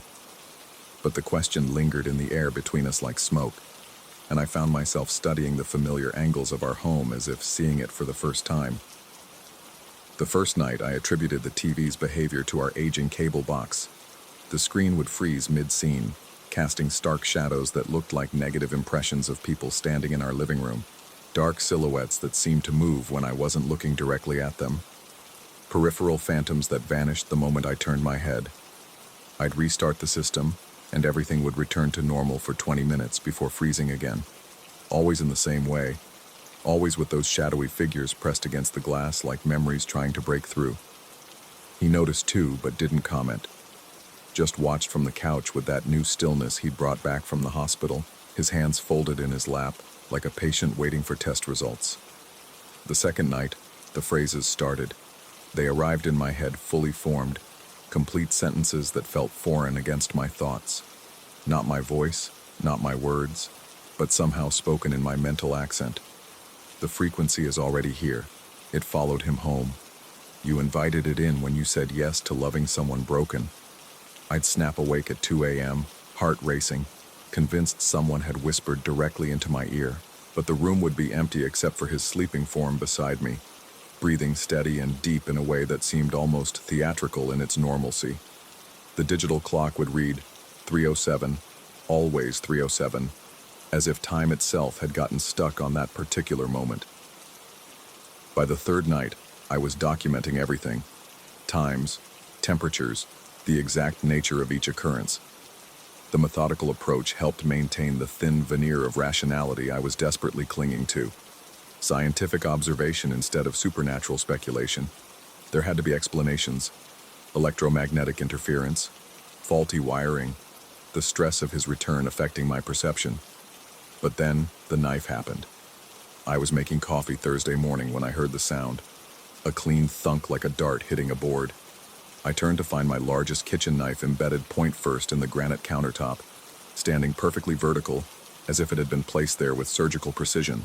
The stone showed no chips, no cracks, just a small circular hole around the blade that seemed to go deeper than physics should allow. The knife had been in the wooden block on the other side of the kitchen. I'd used it the night before to slice an apple, washed it, returned it to its designated slot. There was no logical path from the block to the counter, no trajectory that made sense. Yet there it stood, quivering slightly as if it had just arrived. He walked into the kitchen while I was staring at it, and his expression didn't change. No surprise, no concern, just that same patient waiting look he'd been wearing since his return. "It's starting again," he said quietly, and I realized this wasn't the first time he'd witnessed something like this. That afternoon, I called a team of investigators, not paranormal researchers, but electrical specialists who dealt with interference issues, professional skeptics with expensive equipment who could provide rational explanations for what was happening to our home. I told them about the flickering lights, the TV problems, the knife incident. I didn't mention the phrases in my head or the 307 wake-ups. They arrived Friday evening with oscilloscopes and EMF detectors, digital recorders and thermal cameras. Serious men with serious tools who spoke in technical terms about wiring configurations and magnetic field fluctuations. I felt relief watching them work, convinced they'd find loose connections or faulty grounds, something fixable, something normal. What they found instead were the convergences. Starting at 3:07 a.m., their equipment registered low-frequency hums emanating from multiple points throughout the house. Not one source, but several, all operating on the same wavelength, all synchronized with mechanical precision. The basement, the attic, the walls between rooms. Every recording device picked up the same sub-audible drone, a frequency just below the threshold of conscious hearing, but loud enough to register on their instruments. "We've never seen anything like this," the lead investigator admitted, playing back the audio files the next morning. "It's like your house has become a resonating chamber tuned to a specific pitch, but there's no obvious source generating the sound." I watched the waveforms on his laptop screen, perfect sine waves that started and stopped with atomic precision, lasting exactly 11 minutes before fading into silence. The pattern repeated every hour between 3:07 and sunrise, then disappeared completely during daylight hours. After they left, the house felt different. Not quieter, the opposite. As if their documentation had somehow legitimized whatever was happening, given it permission to be more present, more obvious. The bulbs flickered more frequently. The TV shadows grew darker and more defined, and the phrases in my head became conversations I couldn't quite follow. "He's the antenna now. You can hear us because you're connected to him. The frequency doesn't stop. It just finds new receivers." I started sleeping in the guest room, telling myself it was to avoid disturbing his recovery. But really, I needed distance from whatever field of influence seemed to surround him. The guest room was quieter, less affected by the convergences, though I could still feel them vibrating through the walls. A rhythmic pulse like a massive heartbeat buried in the foundation. He began staying awake later, sitting in the living room in the dark, facing the TV even when it wasn't on. Sometimes I'd watch him from the guest room doorway, and his stillness was so complete, it looked like he was listening to something only he could hear.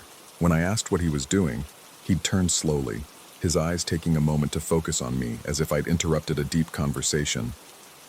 "They're trying to explain," he'd say, "but the language is wrong. They need to adjust the frequency." The rational part of my mind cataloged his words as symptoms, potential indications that his medication needed adjustment.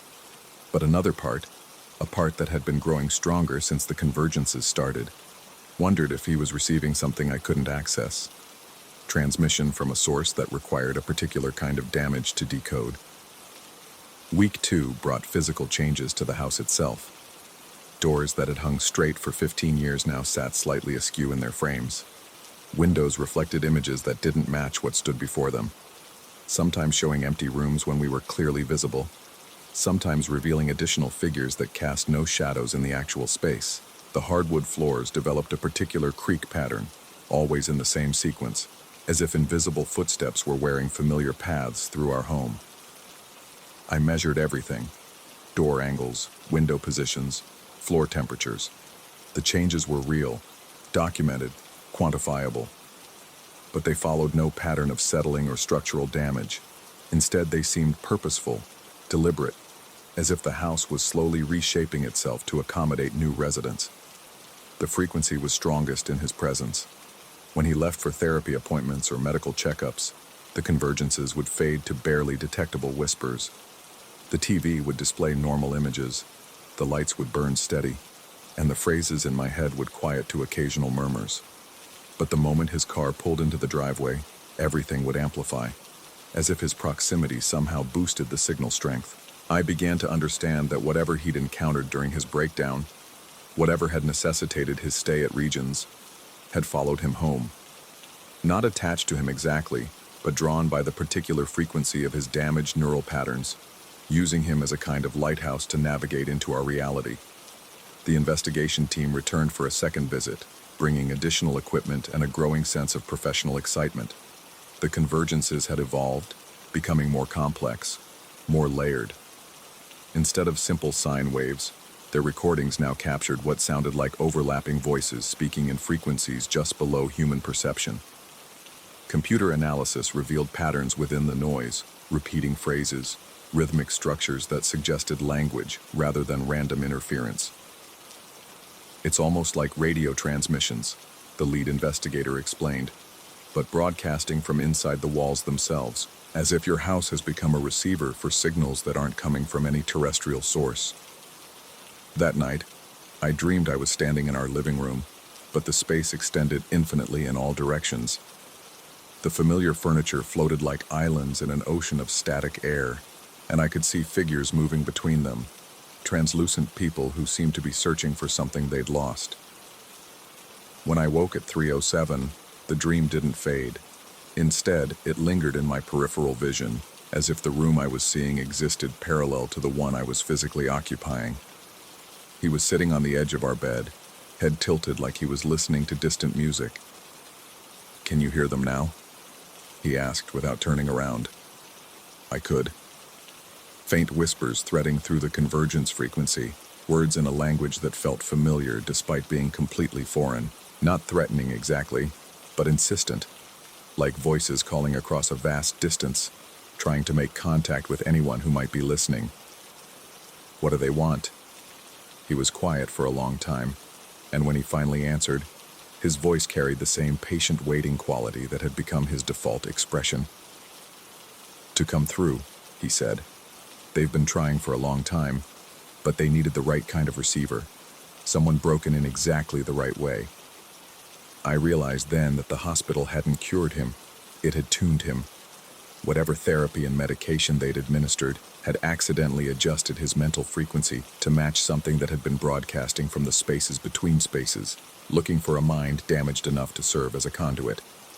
The house wasn't haunted, it was receiving. As I write this, it's 3:06 a.m. The convergences will begin in 60 seconds, and I can already feel the familiar tingling in my skull that announces the arrival of voices that aren't quite voices, words that aren't quite words. He's downstairs in the living room, sitting perfectly still in front of the dark TV, serving as antenna for transmissions from someplace else. I don't know if what's happening is supernatural, or the result of shared psychosis, electromagnetic interference, or neurological damage that we both somehow sustained. I don't know if the investigators' recordings capture actual phenomena, or the audio equivalent of hallucinations. I don't know if the house is changing, or if we're losing our ability to perceive it correctly. What I know is that the frequency is getting stronger, the convergence is lasting longer, and the spaces between our reality and whatever lies beneath it growing thinner. I know that sometimes I catch glimpses of those shadowy figures from the TV screen standing in my actual peripheral vision. and I'm no longer certain which version of the room is real. I know that when I look at him, really look, sometimes his edges seem to blur, as if he's becoming something more than human, something that exists partially in our frequency and partially in theirs. And I know that tonight, for the first time, the voices in my head spoke in perfect English. Thank you for letting us in. We've been waiting so long to come home. The convergence is starting now. 3:07 exactly. I can hear them gathering. Story 8. The studio breathes differently at 3 in the morning. Not the shallow, conscious respirations of daylight hours when clients shuffle through with their demos and desperate hopes, but something deeper. A slow, deliberate rhythm that seems to emanate from the building's bones. I've grown accustomed to its cadence over these past 18 months. The way the walls expand imperceptibly with each distant truck rumble on State Street. How the vinyl flooring contracts with the cooling night air, producing tiny pops and creaks that punctuate my solitary work sessions. Tonight feels different, though I can't articulate why. The same fluorescent hums above my mixing console, casting the same sterile white glow across banks of equipment and tangled cables. The same coffee grows cold in the same chipped mug beside my mechanical keyboard, a relic from better days when I could afford upgrades. Its switches worn smooth by countless late-night email exchanges, with labels that would never call back. I'm responding to another rejection when it happens. The K key, always the troublesome one, slightly loose from my tendency to strike it too hard during frustrated typing sessions, suddenly pops free from its housing. The small plastic square arcs through the stale air and lands with a sharp click on the vinyl floor, skittering toward the hallway that leads to the building's main corridor. Nothing unusual there. These old mechanical keyboards shed keycaps like autumn leaves, and I've performed this particular rescue operation dozens of times. I finish typing my response, something polite about understanding their position and hoping for future opportunities, and push back from the desk. My chair wheels squeak against the floor, a sound that always makes me wince in the profound silence. The keycap rests about 6 feet away, just beyond the pool of fluorescent light that spills from my studio into the darkened hallway. I can make out its pale surface against the darker vinyl, a tiny beacon calling me away from my work. Standing, I stretch muscles cramped from hours of hunching over the mixing board, vertebrae popping in sequence like bubble wrap. 3 steps toward the hallway, 2 more to reach the edge of light. Then I hear them. 2 distinct clicks, sharp and metallic, echoing from the shadows ahead. Not the soft plastic on vinyl sound of the falling keycap, but something more purposeful. The precise mechanical snap of a switch engaging. The same sound the K key makes when I press it properly into place. I freeze, 1 foot still raised mid-step. The keycap moves. Not rolls exactly, because there's no visible force acting upon it. No breeze in this sealed building, no vibration from passing traffic. It simply slides. A smooth, deliberate glide across the vinyl surface, traveling in a perfectly straight line until it comes to rest against the toe of my right sneaker, with that familiar final click. For a long moment, I stare down at the small piece of plastic resting against my shoe. My rational mind catalogs possible explanations. Static electricity, minute floor imperfections creating an optical illusion, stress-induced hallucination brought on by too many 18-hour days and not enough sleep. But the security camera mounted in the corner of the hallway has undoubtedly recorded my sudden stillness, my inexplicable hesitation over retrieving a simple keycap. Later, reviewing the footage on my phone, I watch myself step into the hallway and simply stop. The camera's angle doesn't capture the floor where the keycap fell, only my rigid posture and the way my hands clench and unclench at my sides. To any observer, I appear to be staring at nothing, frozen by some invisible terror. But I know what I saw. I retrieve the keycap and snap it back into place, fingers trembling slightly as I align the tiny plastic tabs with their corresponding slots. The K key functions normally, producing its expected tactile feedback and crisp click. Everything returns to normal, except it doesn't. Over the following days, I find myself cataloging every small object in the studio, with obsessive precision. Paper clips arranged in perfect rows along the desk's edge. USB drives lined up with military precision. Even the sugar packets beside the coffee maker seem to maintain their position with supernatural determination. The first test happens accidentally.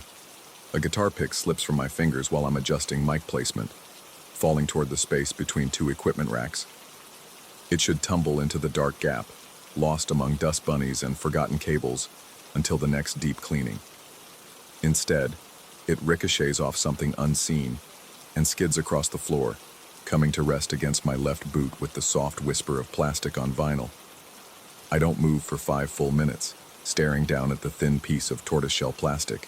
When I finally bend to retrieve it, my knees crack loudly in the silence, and I swear I feel something watching me, not through the security cameras, but from somewhere deeper, more intimate. The sensation of being observed by the building itself. The pattern establishes itself over the next week.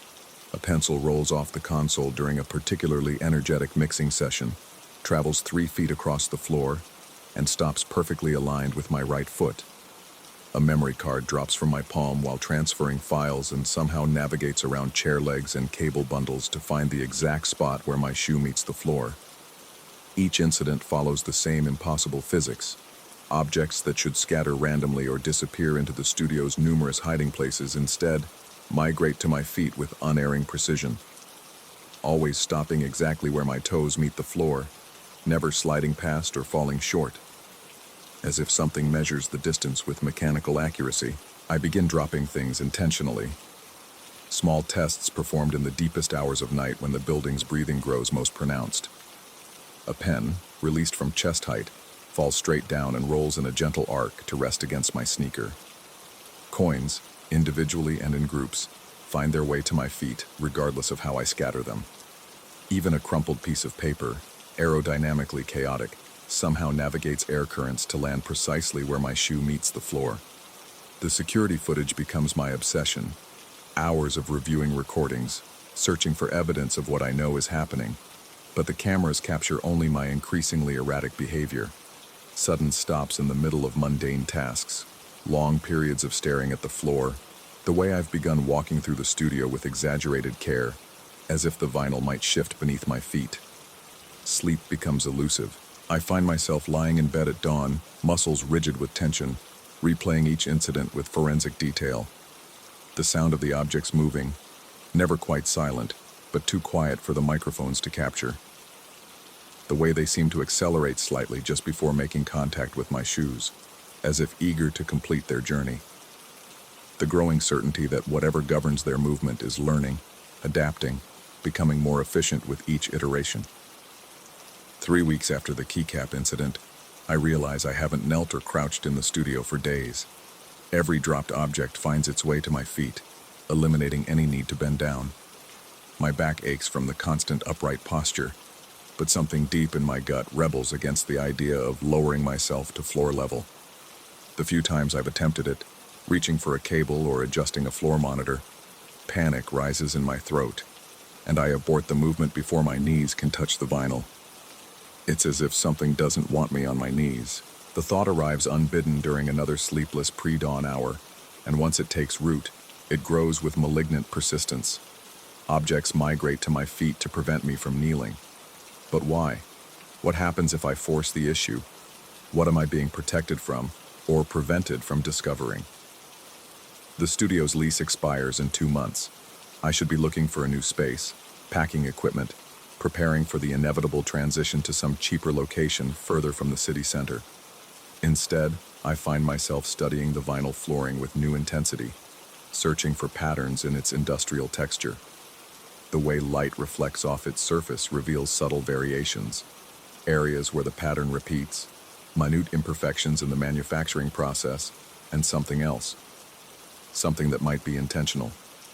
Viewed from the right angle, usually when I'm standing near the hallway entrance, the floor's pattern creates an optical effect. Lines and shapes emerge from the random industrial texture, forming what could be interpreted as symbols or letters. Not obvious enough to notice during casual observation, but persistent enough to haunt peripheral vision during long night sessions. I photograph the floor from various angles, adjusting exposure and contrast until the patterns become more visible. What emerges makes my breath catch, a rough approximation of text, spelled out in the vinyl's manufactured chaos. Words that seem to shift and change depending on viewing angle and lighting, but always maintaining the same essential message. Do not kneel. The images could be coincidence, pareidolia, the human tendency to find patterns in randomness, the same psychological quirk that reveals faces in clouds and voices in white noise. But the objects that migrate to my feet suggest otherwise. They form a barrier, preventing me from assuming the position that would bring my eyes closer to the floor's surface, where the hidden message waits to be read. I spend the next several nights documenting the phenomenon with methodical precision, dropping objects of various weights and compositions, measuring their final positions, calculating angles and velocities. The data reveals an uncomfortable truth. Whatever force governs their movement is becoming more sophisticated. Earlier incidents showed simple attraction to my feet, but recent drops demonstrate complex trajectory planning. Objects now navigate around obstacles, changing direction multiple times to reach their destination. More disturbing is their increasing accuracy. The latest tests show objects stopping within millimeters of the exact same spot, not just near my foot, but at a specific point where my sneaker's rubber sole meets the floor, as if something is learning the precise dimensions of my footwear and adjusting its calculations accordingly. The building's breathing grows more pronounced as winter deepens. Expansion and contraction cycles that should be predictable become erratic, producing sounds at unexpected intervals. Sometimes I catch myself holding my breath, waiting for the next creak or pop, wondering if the timing correlates with the object's movements, if the building itself is somehow coordinating their migration. Sleep deprivation plays tricks with perception. In the small hours before dawn, when exhaustion blurs the line between waking and dreaming, I sometimes glimpse movement in my peripheral vision.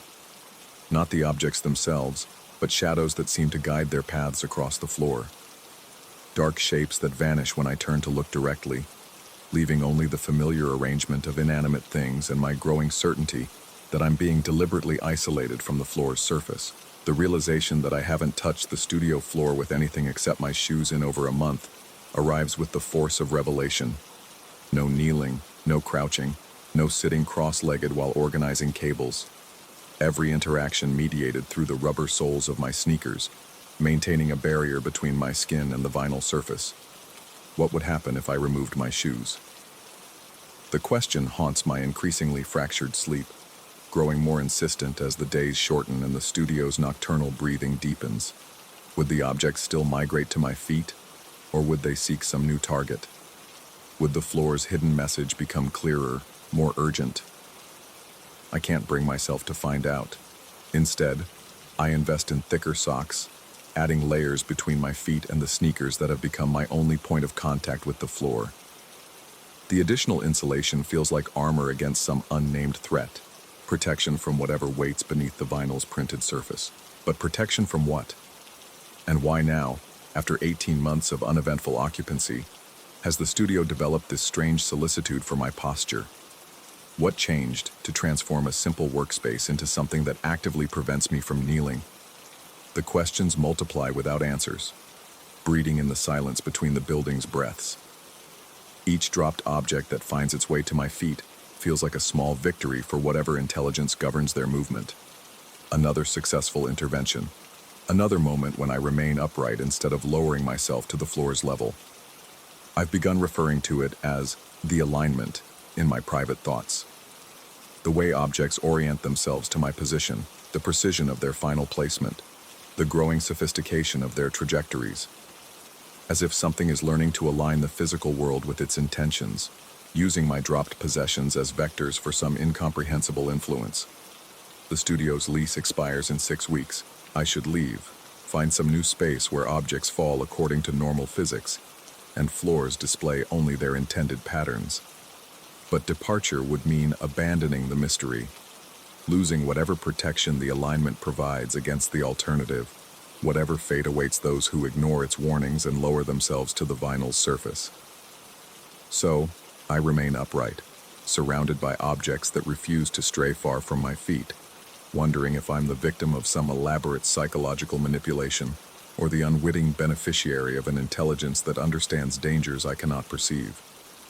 The building breathes around me, patient and watchful, while shadows gather in the spaces between dropped objects and the floor's hidden text waits for eyes that will never come close enough to read its full message. Some things I'm learning are better observed from a distance, even if that distance is measured in the thickness of rubber soles and the growing certainty that I no longer occupy this space alone.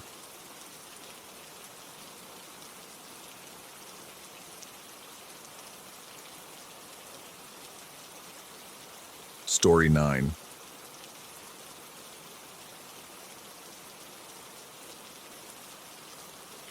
The pizza grease had long since congealed on paper plates scattered across our makeshift conference table when Quinn pulled out that ridiculous board game from her desk drawer. The Austin heat still pressed against the agency's windows even at 9 p.m., and we were all looking for any excuse to avoid the stack of client revisions waiting on our screens. It wasn't even a real Ouija board, just something she'd fashioned from poster board during a particularly slow Friday, complete with crooked letters she'd drawn in Sharpie, and a plastic shot glass for a planchette, the kind of thing that gets passed around creative agencies like urban legends, gathering significance through repetition rather than any inherent power. But Blake insisted we try it. Blake, with her laugh that carried 3 floors down, and her habit of collecting stray office supplies like they were wounded birds. She positioned herself across from me, fingers barely touching the improvised pointer, eyes bright with the kind of mischief that made clients either love her campaigns or fire us entirely. I should mention that I didn't ask about myself. Not once. While Quinn giggled about meeting tall strangers, and Blake demanded to know if she'd ever make creative director, I kept my questions strictly professional. Deadlines, client approval, whether the Henderson campaign would ever see daylight. Boring questions from someone who'd learned early that the universe had a cruel sense of humor about personal revelations. That's why Blake's question caught me off guard. She'd been pressing about timelines, asking about our upcoming pitches, when suddenly her expression shifted. The laughter drained from her face as she stared at the board with an intensity that made the rest of us lean forward. The plastic shot glass began moving, whether from her unconscious pressure or something else, I'll never know, tracing letters with deliberate slowness. GIRL space TWO space STRIPES space BEFORE space AUTUMN. Girl. 2 stripes. Before autumn. The silence that followed felt thick enough to taste. Quinn broke it with nervous laughter, suggesting we call it a night, but Blake just stared at those scrawled letters like they'd burned themselves into her retinas. When I asked what she'd been thinking about, she shook her head and claimed she hadn't been concentrating on anything specific. We packed up the game. We went home. Life moved forward with the relentless momentum that makes extraordinary moments feel like shared hallucinations within a week. 15 months later, Blake called me from a medical laboratory waiting room. Her voice came through the phone different somehow, thinner, like it was traveling a greater distance than the 7 blocks between her apartment and mine. Autumn had arrived early that year, and through my office window, I could see the first yellow leaves spiraling down from the oak trees lining Congress Avenue. She told me about the test, about the 2 pink stripes that had appeared in the small plastic window that morning, about how she'd been sitting in that sterile waiting room for 40 minutes, watching other women flip through magazines, when the memory of that ridiculous pizza night game had surfaced unbidden. Girl, 2 stripes. Before autumn. I tried to laugh it off. Coincidences happen. The human brain is designed to find patterns, even where none exist. Blake herself had been the first to dismiss the board game as nonsense, claiming she'd probably moved the planchette unconsciously. But there was something in her voice, a tremor that suggested she wasn't entirely convinced by her own rationalizations. That conversation should have been the end of it. A strange coincidence to file away under, funny how memory works. Instead, it became the beginning of something that would make me question the reliability of my own perceptions. The first sign came 3 days later. I was reviewing the Henderson campaign materials when I noticed something odd about the font choices. Each headline seemed to emphasize certain letters, G's and I's and R's, that stood slightly bolder than their neighbors. When I mentioned it to Quinn, she looked at me like I'd suggested the text was written in ancient Aramaic. The fonts looked perfectly normal to her, she insisted, though I could see her squinting at the screen with newfound uncertainty. Then I started hearing Blake's laugh in empty corridors. Not her actual laugh, I would have recognized that immediately, but something that shared its particular rhythm and cadence. It would echo from conference rooms I knew were unoccupied, always just distant enough that I could convince myself it was the building's ventilation system or traffic noise filtering through inadequate windows. The autumn progressed with unseasonable consistency. Every morning brought another layer of fallen leaves, as if the trees were shedding their coverage in measured intervals. I began paying attention to patterns I'd never noticed before. The way certain clients always called on days when the barometric pressure was dropping, how Blake's absence from the office seemed to coincide with particular phases of the moon. Blake, meanwhile, had taken extended leave. When I asked Quinn about it, she mentioned that Blake was handling some personal matters, and left it at that. But I noticed Quinn's reluctance to maintain eye contact during these conversations, and the way she'd change subjects immediately afterward, as if Blake's name had become something unlucky to linger on. I found myself staying late at the office more frequently, partly to avoid the growing sense of unease that seemed to follow me home, and partly because something about the building felt different after hours. The familiar creaks and settling sounds had acquired new meanings, like a language I was slowly beginning to understand. One evening in late October, while organizing files in the archives, I discovered something that made my hands shake badly enough that I had to sit down. Buried in a folder of old campaign materials was a mock-up Blake had created 18 months earlier, months before our pizza night game. It was a pregnancy test advertisement that never went to client, just a creative exercise she'd apparently worked on during downtime. The tagline read, 2 lines, "Your future starts here." The accompanying image showed a woman's silhouette against an autumn landscape, leaves falling like confetti around her figure. In the corner, barely visible unless you knew to look for it, was a small logo featuring 2 parallel stripes. I stared at that file until the words began to blur. Blake had designed an advertisement about pregnancy tests, featuring 2 stripes in autumn imagery, then months later received a prediction from a homemade Ouija board about a girl, 2 stripes, and autumn. The coincidence felt too perfect, too orchestrated to be random. But that raised more questions than it answered. Had Blake unconsciously remembered her own design when moving the planchette? Had she somehow influenced the board's message based on submerged memories of her creative work? Or was something else entirely orchestrating these connections? I made copies of the file and took them home, though I couldn't articulate why.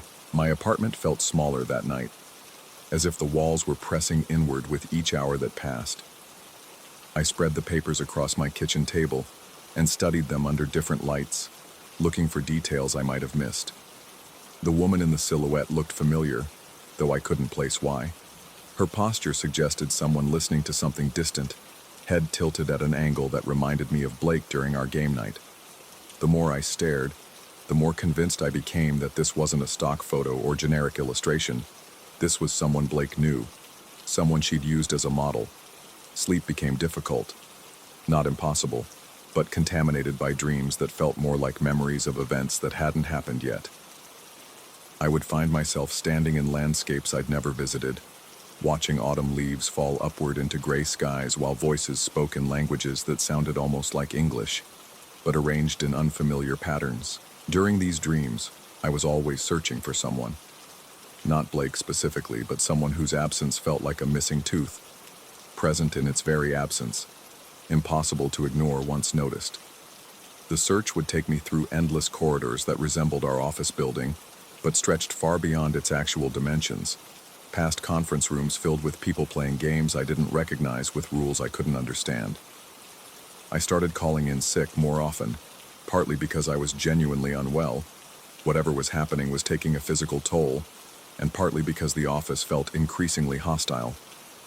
Colleagues would stop talking when I approached, not in any obvious way, but with the subtle timing that suggested they'd been discussing something they didn't want me to hear. Quinn seemed particularly affected. She'd watch me with an expression I couldn't decode, as if I'd become something she recognized but couldn't quite categorize. When I asked about Blake, she would give me updates that felt scripted. Blake was doing well. Blake was handling her situation. Blake sent her regards. But I never received any direct communication from Blake herself, despite multiple attempts to reach her. Her phone went straight to voicemail, a generic message that sounded like her voice but lacked the warmth I associated with her personality. Her social media accounts had gone silent. Her apartment building's doorman claimed not to have seen her in weeks. It was as if Blake was becoming progressively less real, fading from the world in increments so small that only someone paying careful attention would notice. November arrived with unseasonable warmth, as if the seasons themselves had become unreliable. I found myself spending entire evenings walking through the neighborhoods around our office, looking for signs that reality was operating according to familiar rules. But everything felt slightly off-kilter, like a photograph that's been cropped just wrong enough to create subtle discomfort without obvious cause. The leaves weren't falling properly. Instead of the random patterns I expected, they seemed to arrange themselves into configurations that resembled letters, not clearly enough to photograph or show to anyone else, but obvious enough that I couldn't ignore them. G's and I's and R's scattered across sidewalks in formations that lasted just long enough for me to recognize them before the wind redistributed the evidence.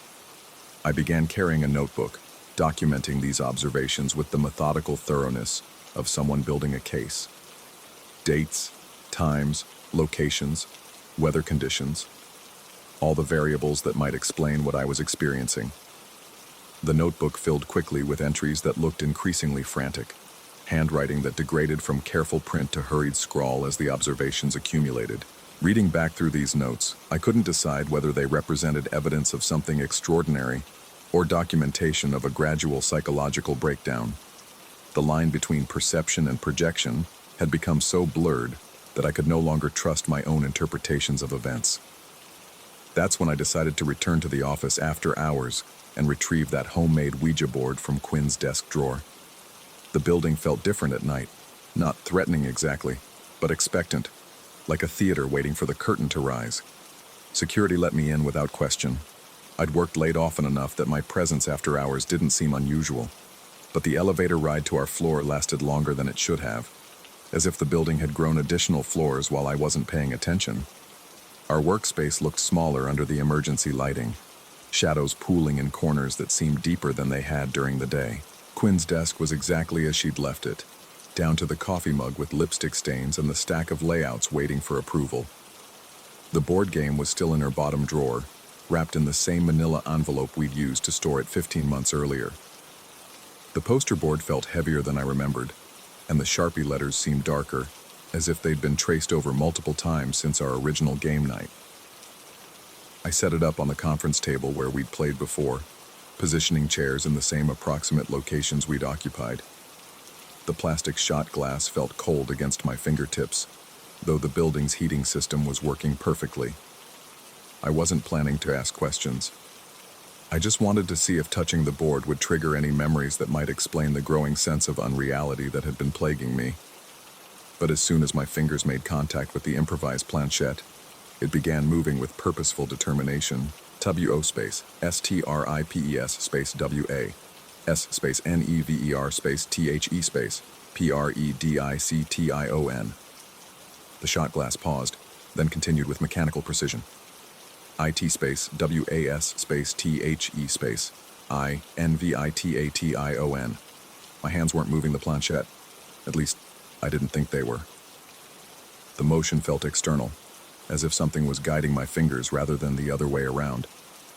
But that could have been unconscious muscle movement, the power of suggestion, any number of psychological explanations that would make more sense than supernatural intervention. The board continued spelling out messages I didn't want to understand. Messages about coincidences that weren't coincidences, about patterns that existed whether or not anyone was there to observe them, about Blake, who had apparently known something was coming long before our pizza night game, who had maybe even orchestrated the entire sequence of events through methods I couldn't comprehend. According to the board, Blake was fine. Better than fine, actually. She had found something she'd been looking for without realizing she was searching for it. But she couldn't come back to explain, because coming back would break the connection she'd established with whatever force had been speaking through our improvised game.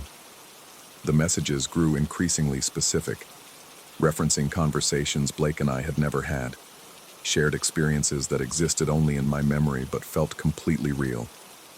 They described a version of events where Blake had planned everything, the late-night game, the mysterious prediction, even her subsequent disappearance, as part of some larger purpose I wasn't equipped to understand.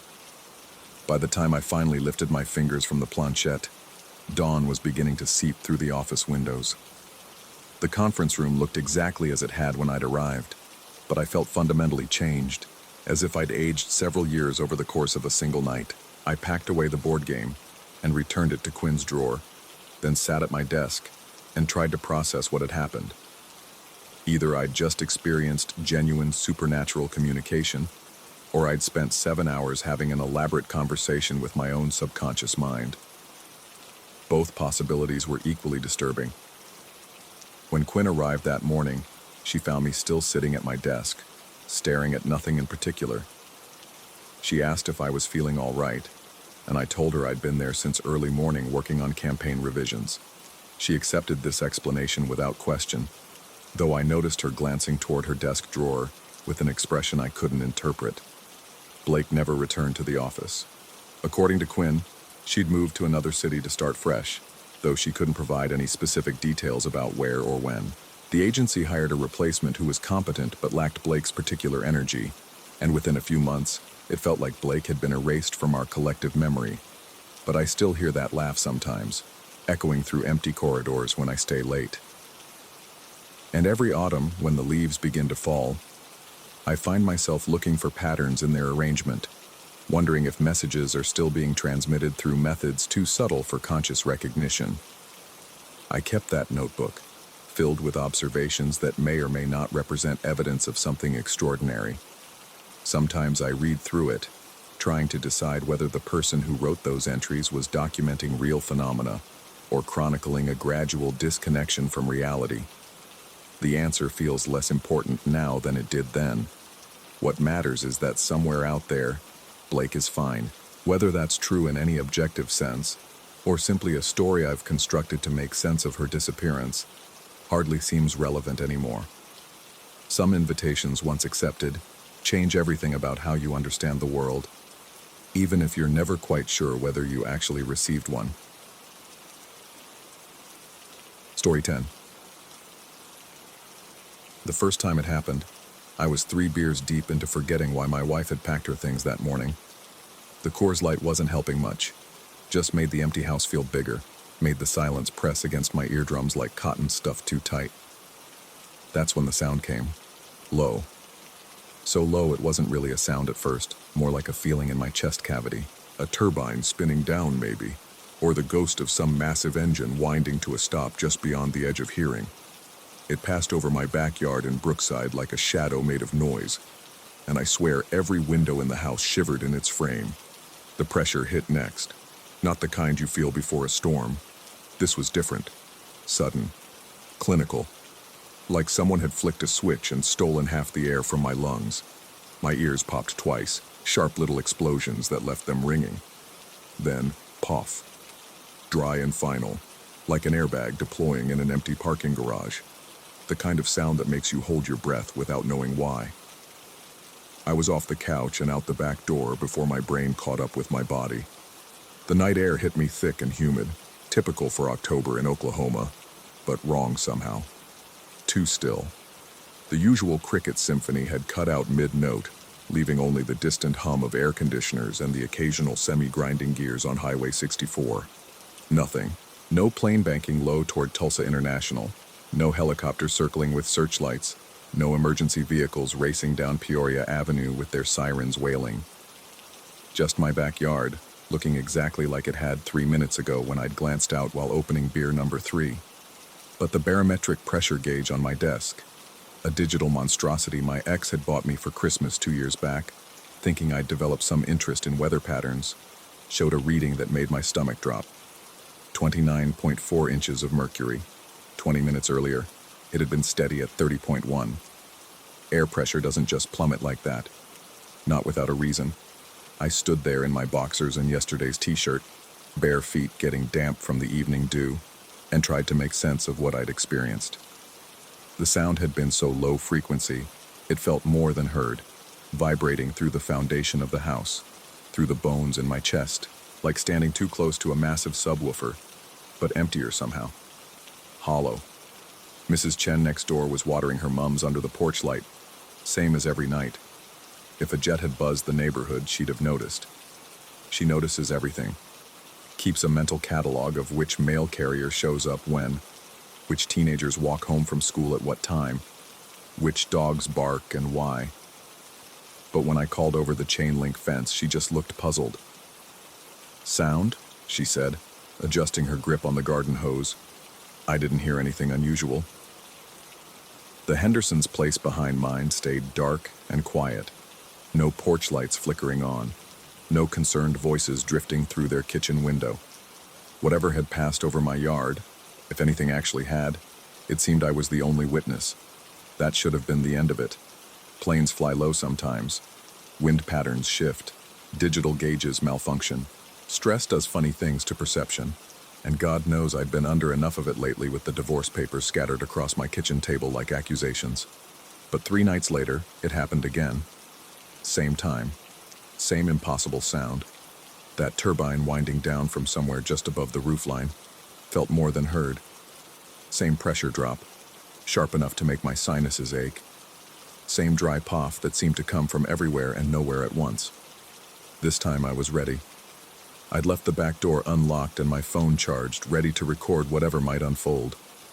But when I rushed outside, thumb already swiping to the camera app, the world greeted me with the same aggressive normalcy as before. Empty air. Crickets resuming their nightly chorus like actors picking up their cues after a brief intermission. The pressure gauge read 29.3. I checked the National Weather Service data online. No storms in the area. No pressure systems moving through. According to every meteorological source I could find, the atmospheric pressure in Tulsa had remained steady all evening. But my gauge doesn't lie. The timestamps match perfectly with the sound, with that feeling of something massive settling just beyond the reach of my vision. By the 4th incident, I'd developed a theory. Construction equipment, maybe. Some kind of industrial machinery operating on a schedule that coincided with my evening routine. Except the nearest construction site was 6 blocks away, and the sound wasn't directional. It seemed to come from directly overhead, maybe 50 feet up, exactly the altitude where something large and mechanical would need to hover to avoid power lines and tree branches. I started paying attention to everything. Air traffic patterns, my neighbors' schedules, the precise time the streetlights flickered on, the sounds of cars changing gears at the stop sign on Brookside Boulevard, the rhythm of sprinkler systems clicking to life across the neighborhood. Pattern recognition became an obsession. I mapped every occurrence in a notebook I'd found in the kitchen junk drawer, the kind my ex had used for grocery lists and weekend plans that would never happen now. 11 incidents over 3 weeks, always between 11:05 and 11:15 p.m., always followed by that pressure drop.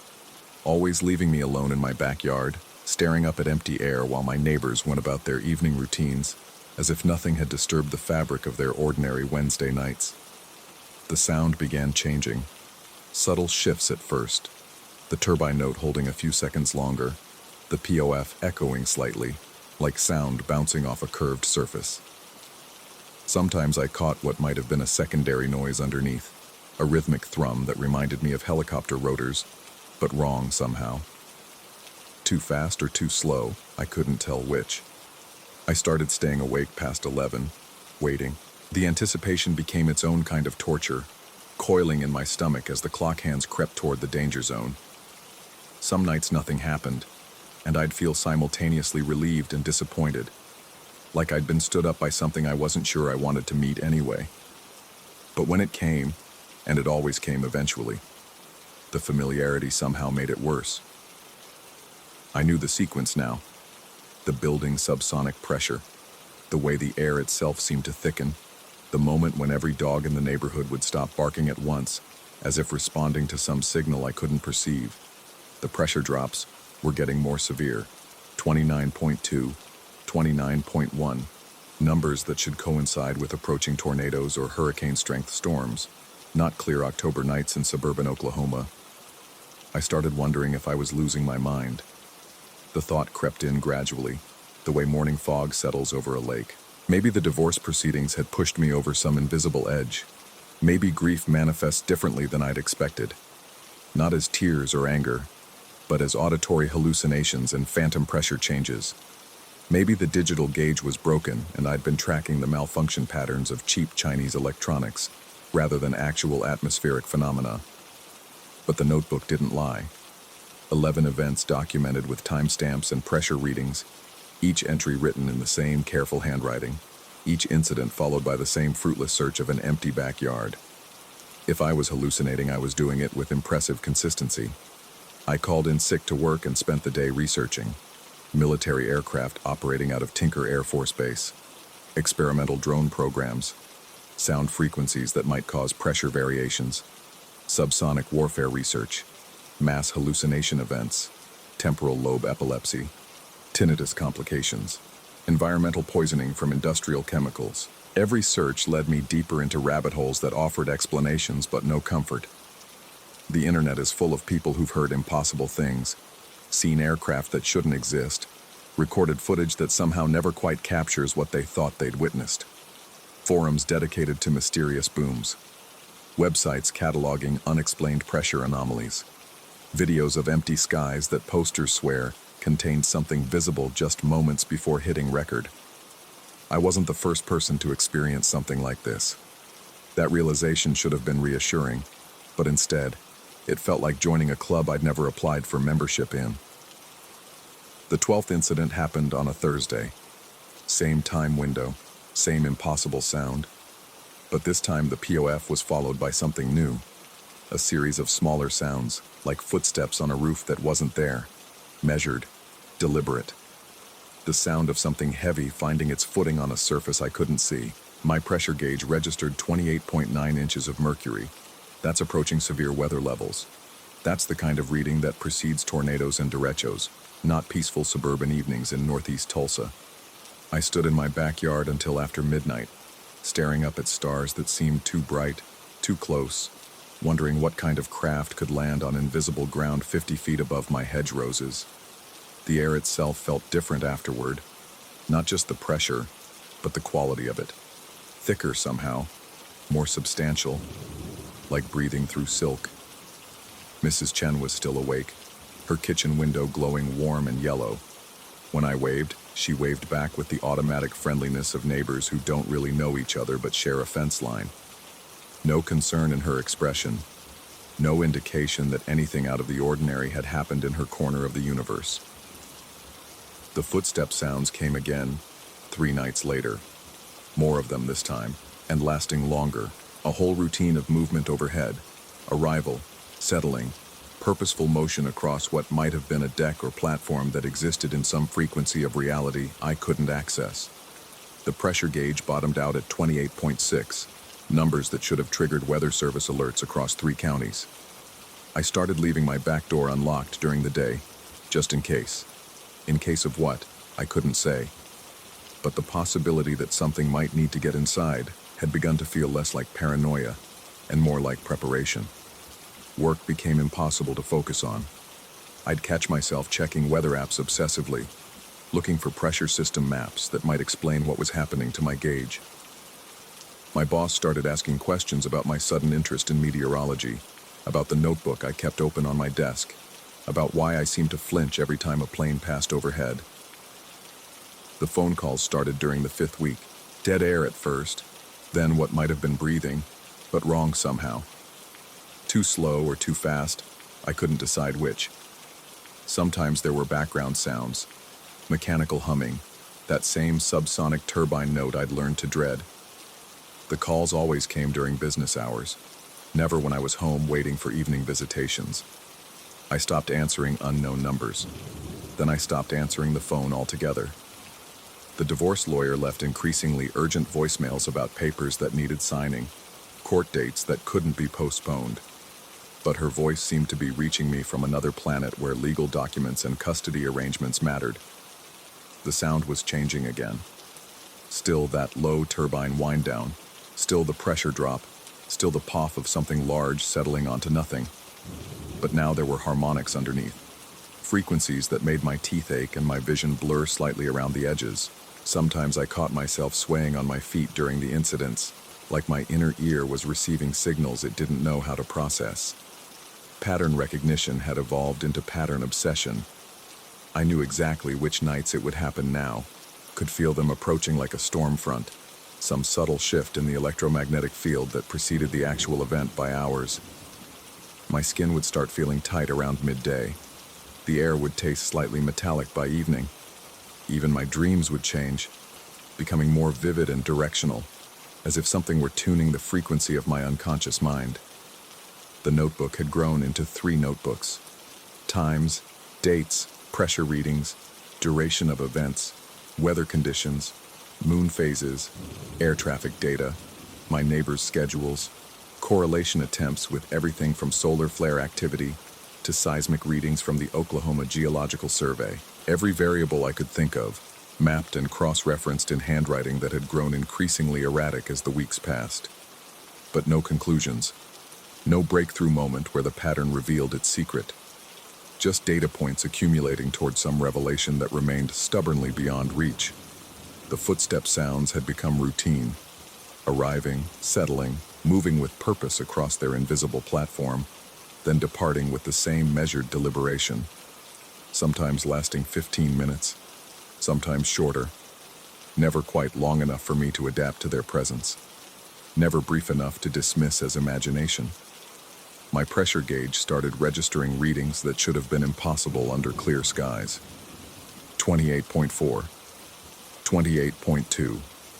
Numbers associated with the eyes of major hurricanes, not suburban backyards in Oklahoma where the most dramatic weather events were usually thunderstorms that knocked out power for a few hours. I started researching alternate explanations, parallel dimensions, temporal displacement, military experiments with atmospheric manipulation, extraterrestrial visitation patterns, quantum physics applications.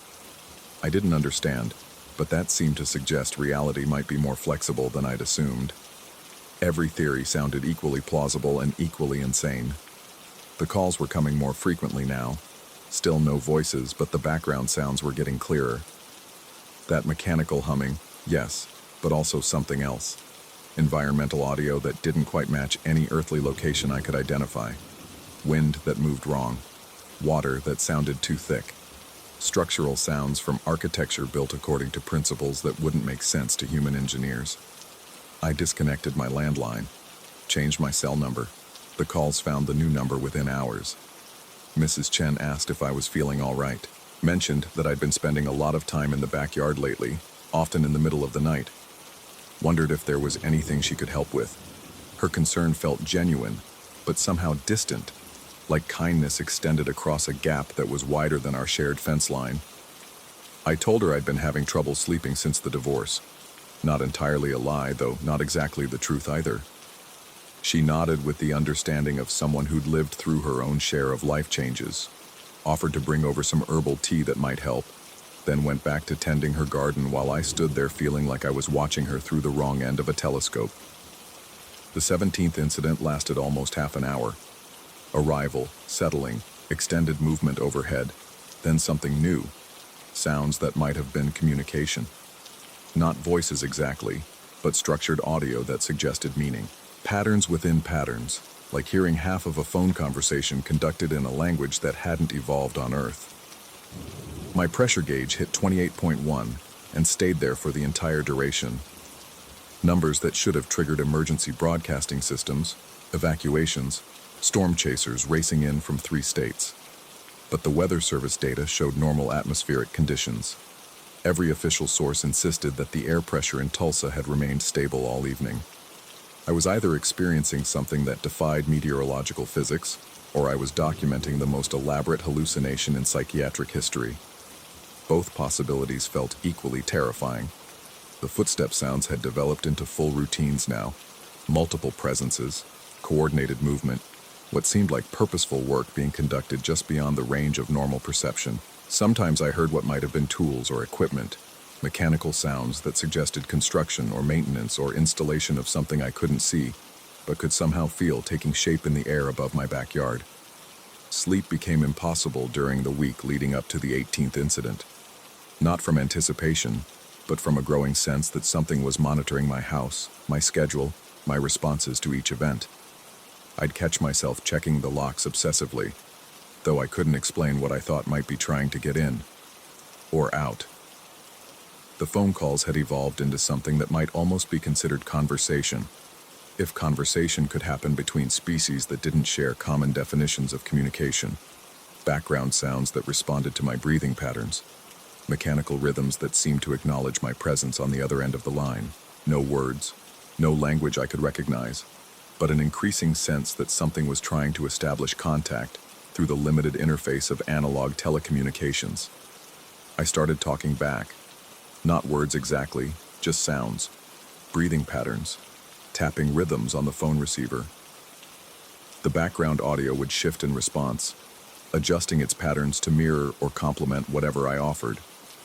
We were developing a primitive protocol, though for what kind of exchange I had no idea. The 18th incident changed everything. Same time window, same impossible sound building toward arrival, same pressure drop that made my ears pop and my sinuses ache. But this time, when the POF came and the footstep sounds began, I heard something else underneath, my own voice, distorted and delayed, speaking words I hadn't said yet, speaking words I wouldn't say until after I heard myself saying them. The pressure gauge registered 27.8 inches of mercury, numbers associated with the most severe weather phenomena on record, numbers that should have preceded atmospheric catastrophe. But the air remained still. The night remained clear. The stars remained exactly where they should be in an October sky over northeast Oklahoma. And somewhere 50 feet above my backyard, something had learned to echo my voice across time.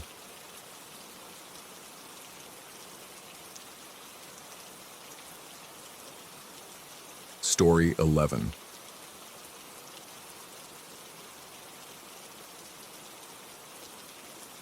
The glass still haunts me. Not the Ouija board itself. That particle board monstrosity with its faded letters and theatrical font, but the wine glass we'd stolen from the kitchen cabinet. Crystal, probably. The kind that rings when you tap it. Clear enough to see your fingerprints smudged against the curve. I should have known better than to agree when they suggested it. 3 college friends crammed into a studio apartment in San Diego's Hillcrest neighborhood, the marine layer creeping through windows we couldn't afford to close despite the October heat. The air conditioning had been broken for weeks, and our landlord treated repair requests like suggestions. We'd been drinking cheap beer and complaining about midterms when someone, I can't remember who, dragged out that board from a closet that smelled of mothballs and marijuana residue.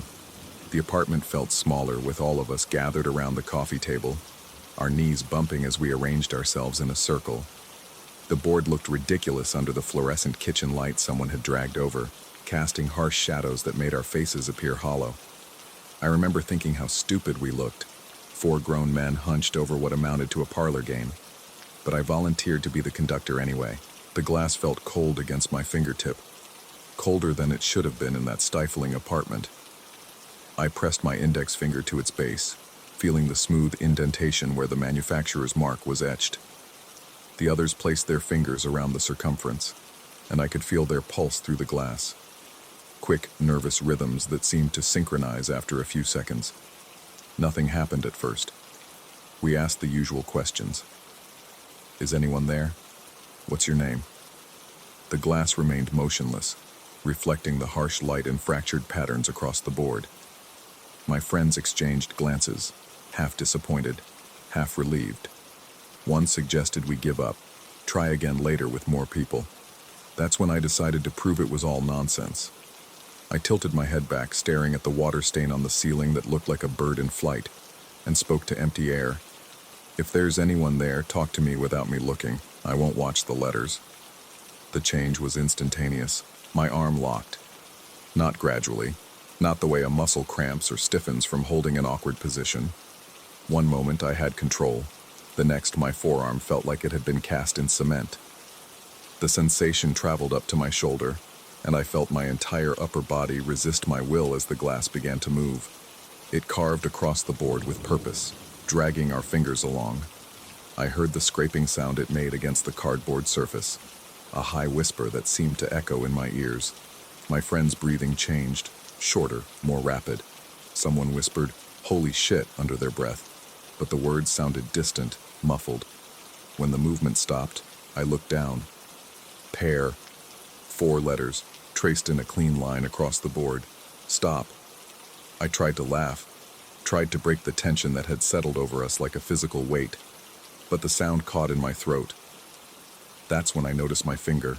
The skin around the nail had gone completely white, drained of blood as if something had been cutting off circulation. But more disturbing was the ring around my wrist, a perfect circle of condensation from the glass, cold against my skin like a bracelet made of ice water. The mark was too precise, too intentional. Condensation doesn't work that way. We packed up the board without discussion. My friends left soon after, their good nights hurried and awkward. I spent the rest of the evening flexing my fingers, trying to convince myself the whole thing had been an elaborate prank, some sort of group hypnosis or mass hysteria. But the mark on my wrist took 3 days to fade. The real problem started 2 weeks later. I was in Professor Chen's advanced statistics class, struggling through a particularly brutal problem set, when the guy next to me suggested we work through the rest together. "Come on," he said, packing up his notebook. "Let's continue this in the library, where we can spread out." My arm seized. Not completely. Not like that night with the glass, but enough to make me drop my pencil. The sensation lasted only seconds, but it left me shaking. I made excuses, gathered my things, and left class early, my right arm feeling heavy and unresponsive. I told myself it was stress. Midterms, lack of sleep, too much caffeine. College was notorious for breaking people down, making them see patterns where none existed. I'd read about students who developed all sorts of psychological tics during exam periods. But it happened again the following week. My study group was reviewing organic chemistry when one of the members looked at her watch and suggested we continue the session the next day. This time, my entire right side locked up for nearly 10 seconds. I sat frozen in my chair, watching my friends' faces shift from concern to confusion as they asked if I was okay. I started avoiding the phrase. When people suggested continuing something, a conversation, a project, a meal, I'd quickly change the subject or excuse myself. I became hyper-aware of language, listening for those 2 specific words in every interaction. Conversations began to feel like minefields. The arm episodes became more frequent, more severe. During a job interview at a local bookstore, the manager mentioned how they'd continue the hiring process after checking references. My arm shot out involuntarily, knocking over a display of bookmarks. I mumbled an apology and left without waiting for their response. Sleep became elusive. I'd lie in bed replaying that night, trying to remember details that seemed to shift each time I examined them. Had my friends really not been pushing the glass? Had I imagined the resistance in my arm? The more I analyzed the memory, the more it seemed to dissolve and reshape itself. I started researching Ouija boards, diving deep into forums and academic papers about ideomotor responses and group psychology. The scientific explanations were comforting. Unconscious muscle movements, the power of suggestion, the tendency for groups to collectively create meaning from random events. I bookmarked articles about mass hysteria and conversion disorders, building a rational framework to contain what had happened. But rationality couldn't explain the physical symptoms. My right arm began to feel different even when I wasn't experiencing episodes. The muscle tone seemed altered, as if the limb belonged to someone else. I'd catch myself flexing my fingers obsessively, testing for responsiveness. Sometimes I'd wake up to find my arm completely numb, positioned in ways I couldn't remember arranging. The mark on my wrist never fully disappeared. It would fade to almost nothing, then darken again without warning, a pale circle that felt cooler than the surrounding skin. I began wearing long sleeves regardless of the weather, unable to explain the mark to others without sounding insane. 3 months after the incident, I returned to that apartment. My friends had moved out, but I convinced the new tenant to let me inside. The coffee table was gone, replaced with a futon and a gaming setup. The fluorescent light had been swapped for track lighting that cast softer shadows. But standing in that space, I could feel something residual. The air felt thicker, charged with a tension that made my teeth ache. My right arm began to tingle before I'd even fully entered the room. I knelt where we'd placed the board, running my fingers across the carpet. The fibers felt different in one specific spot, stiffer, as if something had been spilled and never properly cleaned. When I pressed my face close to the floor, I caught a scent that didn't belong. Ozone, like the air before a thunderstorm. That night, I dreamed of the glass. In the dream, I was alone in the apartment, but the board was still there on the coffee table. The glass sat in the center, perfectly still. As I approached, I could see my reflection multiplied in its surface. Dozens of faces staring back, each wearing a different expression. Some looked terrified. Others appeared hungry. I reached for the glass without meaning to, my arm moving independently of my will. The moment my finger touched the base, every reflection began to mouth the same word in perfect synchronization. Continue. I woke up screaming, my right arm completely numb from shoulder to fingertip. The episodes intensified after that. Any variation of the trigger phrase would set off the response. Keep going. Move forward. Don't stop. My body began to feel like a battleground between competing impulses. Part of me wanted to seek help, to find a doctor who could explain what was happening. But another part, growing stronger each day, whispered that seeking help would mean having to continue the conversation about that night. And conversations, I'd learned, were dangerous territory. I started carrying a small notebook, documenting each incident. Time, location, specific trigger words, duration of the episode. The data revealed no clear pattern beyond the obvious linguistic connection. The randomness was somehow more disturbing than any pattern would have been. At least patterns could be predicted, avoided, controlled. By December, I'd developed elaborate strategies for navigating daily life. I'd memorize alternative phrasings for common situations, rehearse responses that would redirect conversations away from dangerous territory. I became a student of linguistics, mapping the subtle ways people expressed continuity and persistence. But the hypervigilance was exhausting. I began to lose weight, my sleep fragmenting into brief, anxious periods, punctuated by dreams of moving glass and multiplied reflections. My academic performance suffered as I spent more energy avoiding triggers than focusing on coursework. The worst part was the growing certainty that I was being watched. It started as a peripheral sensation, the kind of awareness you develop when someone stares at you from across a crowded room. But this felt more intimate, more invasive. The presence seemed to emanate from my right side, just beyond the edge of vision. When I'd turned to look, there was never anything there, just empty space that somehow felt occupied. I began to suspect that the presence was connected to my arm, that whatever had communicated through the glass that night had never really left. The idea should have terrified me, but instead it brought an odd sort of relief. If something external was controlling these episodes, then I wasn't losing my mind. I was simply inhabited. The thought led me down darker research paths. I read about possession, about entities that attached themselves to people through divination practices. The accounts I found online were filled with religious terminology and dramatic exorcism stories that felt removed from my experience. What I was dealing with seemed more subtle, more patient, more intelligent.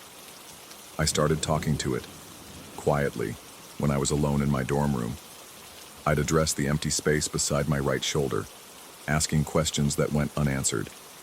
I told it about my day, about the increasing difficulty of avoiding triggering situations. Sometimes I'd sense a shift in the air, a change in temperature or pressure that felt like acknowledgement. The one-sided conversations became a strange comfort. For the first time since that October night, I didn't feel completely alone with what was happening. Something was listening, even if it couldn't or wouldn't respond. Spring semester brought new challenges. Group projects became nearly impossible to navigate, as collaborative work inevitably involved discussions about continuing tasks and meeting deadlines. I developed a reputation for being difficult, unreliable. Professors began to express concern about my increasingly erratic behavior. That's when I met Dr. Rodriguez. She was a visiting lecturer in the psychology department, specializing in dissociative disorders and trauma responses. During a chance encounter at the campus coffee shop, she noticed the way I reacted when the barista mentioned they'd continue serving the seasonal menu through April. My right arm had locked up mid-reach for my drink, and I'd spent several seconds frozen with my hand extended toward the counter. Dr. Rodriguez didn't approach me directly. Instead, she left her business card tucked under my cup with a brief note. Sometimes the mind protects us in ways that feel like imprisonment. If you'd like to explore what's happening, I'm here to listen. I carried the card for weeks before calling. Her office was different from what I'd expected. Warm lighting, comfortable furniture, plants that looked actually healthy rather than decoratively neglected. She listened to my account without interruption, taking minimal notes, her expression remaining neutral throughout. When I finished, she was quiet for a long moment. Then she asked a question that caught me off guard. Do you believe something spoke through you that night? I'd expected skepticism, clinical detachment, attempts to rationalize my experience into manageable psychological categories. Instead, she seemed genuinely curious about my interpretation of events. I don't know, I admitted. Some days I think it was just group hysteria. Other days, I flexed my right hand, feeling the familiar stiffness in the joints. Other days I think something answered when we called. And how does that possibility make you feel? The question hung in the air between us. I realized that no one had asked me about my feelings regarding the experience, only about the symptoms, the episodes, the practical impact on my daily functioning. Terrified, I said finally, but also less alone. Dr. Rodriguez nodded as if this made perfect sense. Trauma can create strange relationships with our own bodies, our own sense of agency. Sometimes we develop symptoms that feel external because the alternative, accepting that we've lost control, is too overwhelming to process. She was offering me a way out, a clinical framework that could contain what I'd experienced.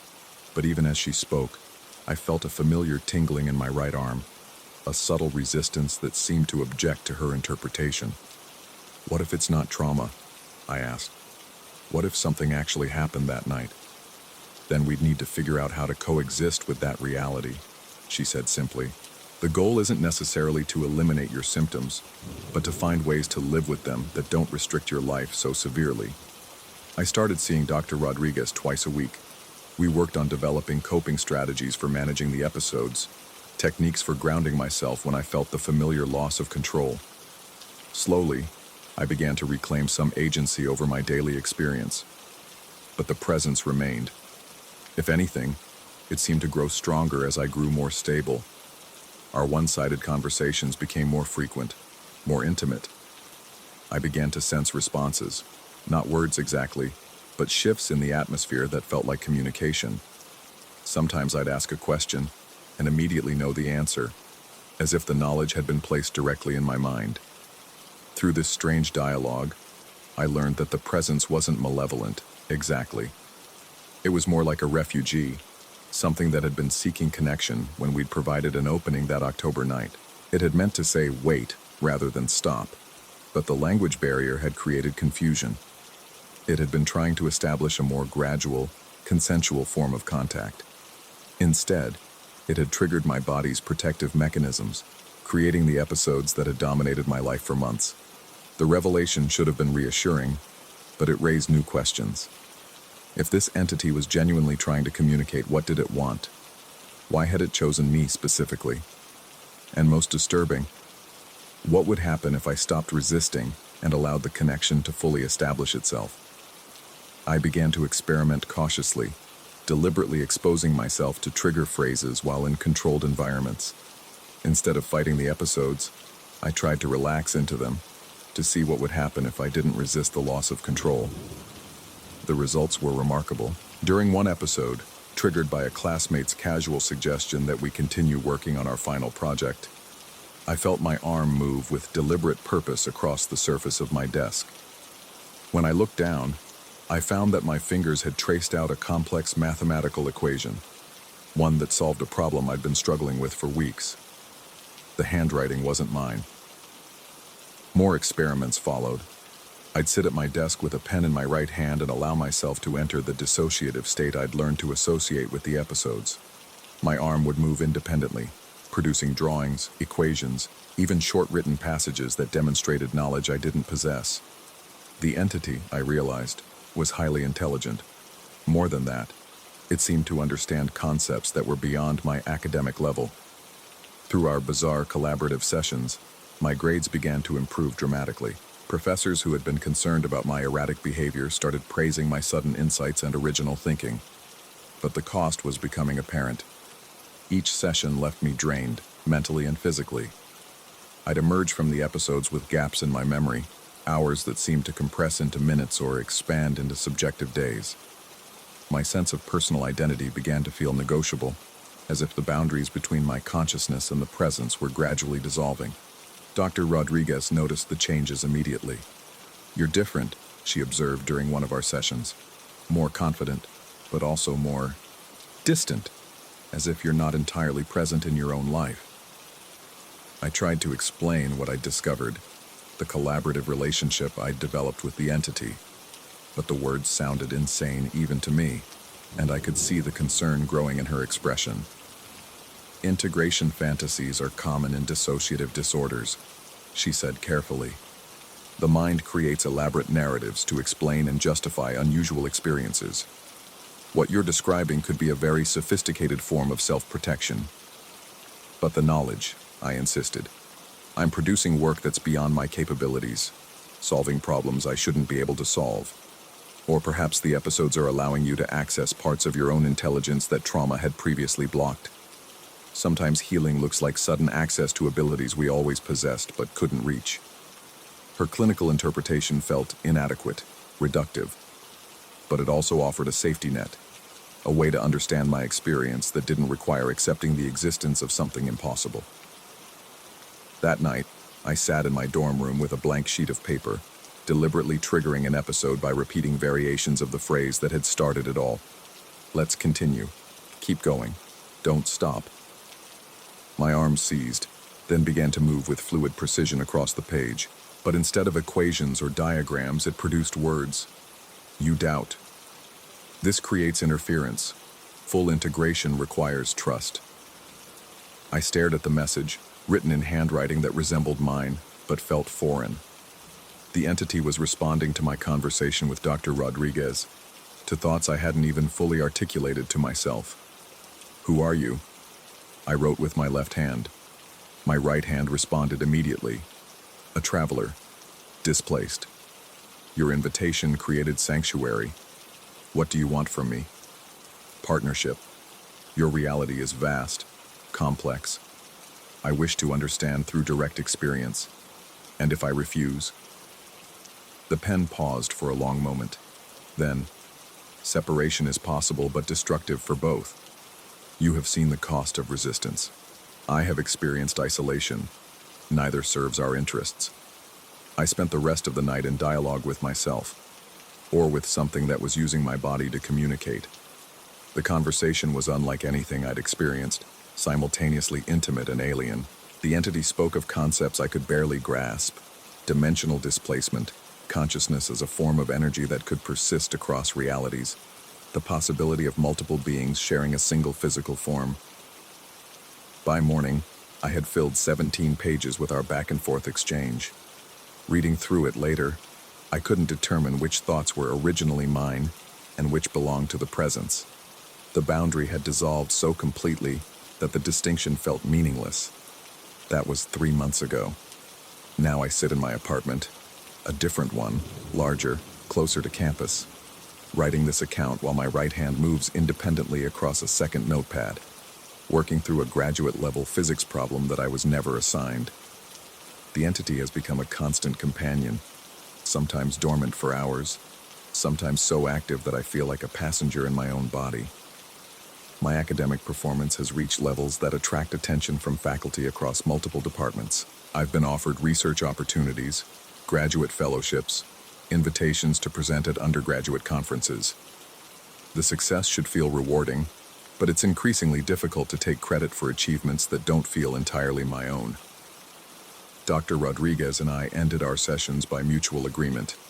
She felt I had developed sufficient coping mechanisms for managing my symptoms.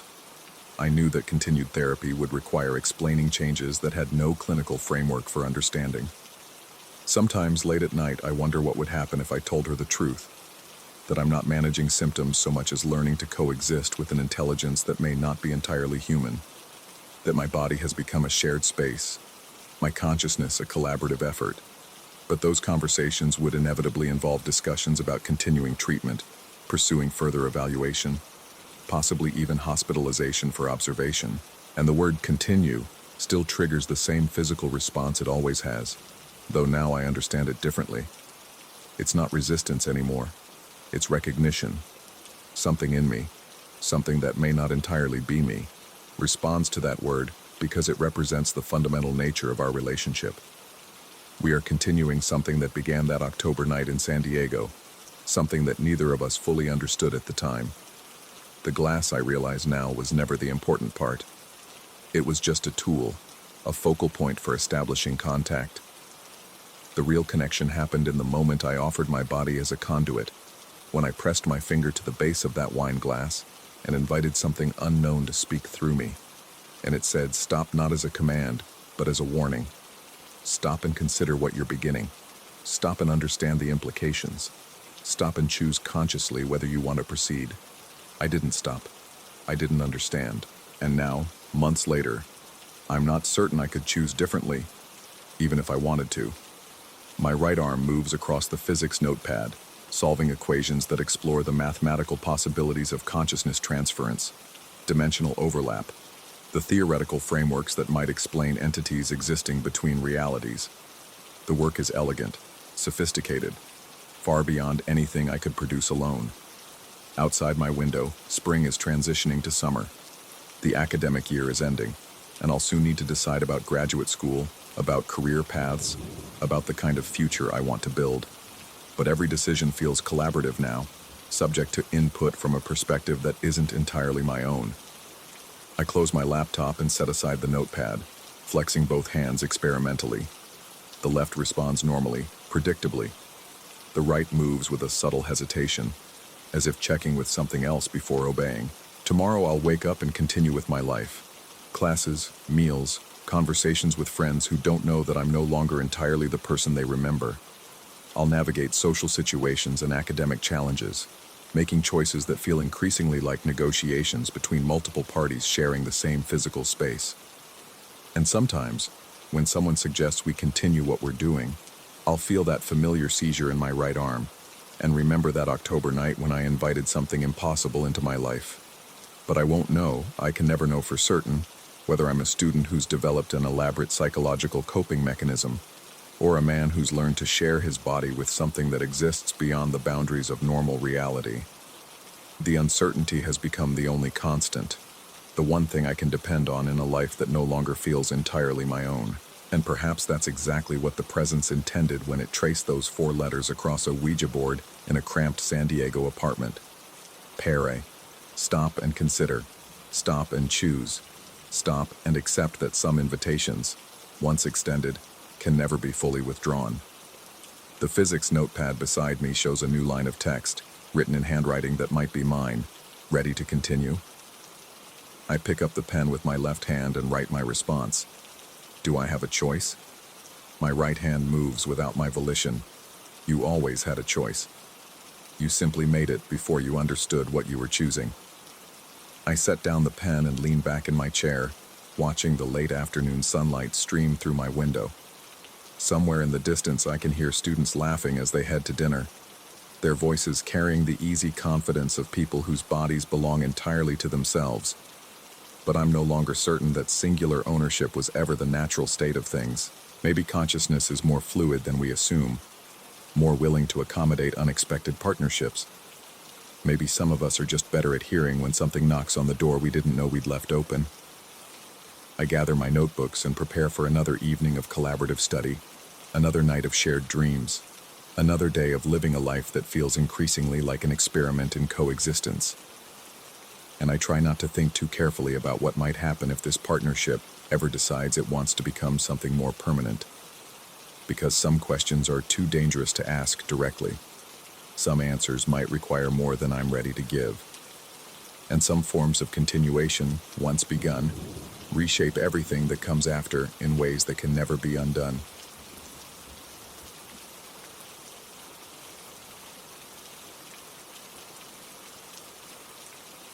Story 12.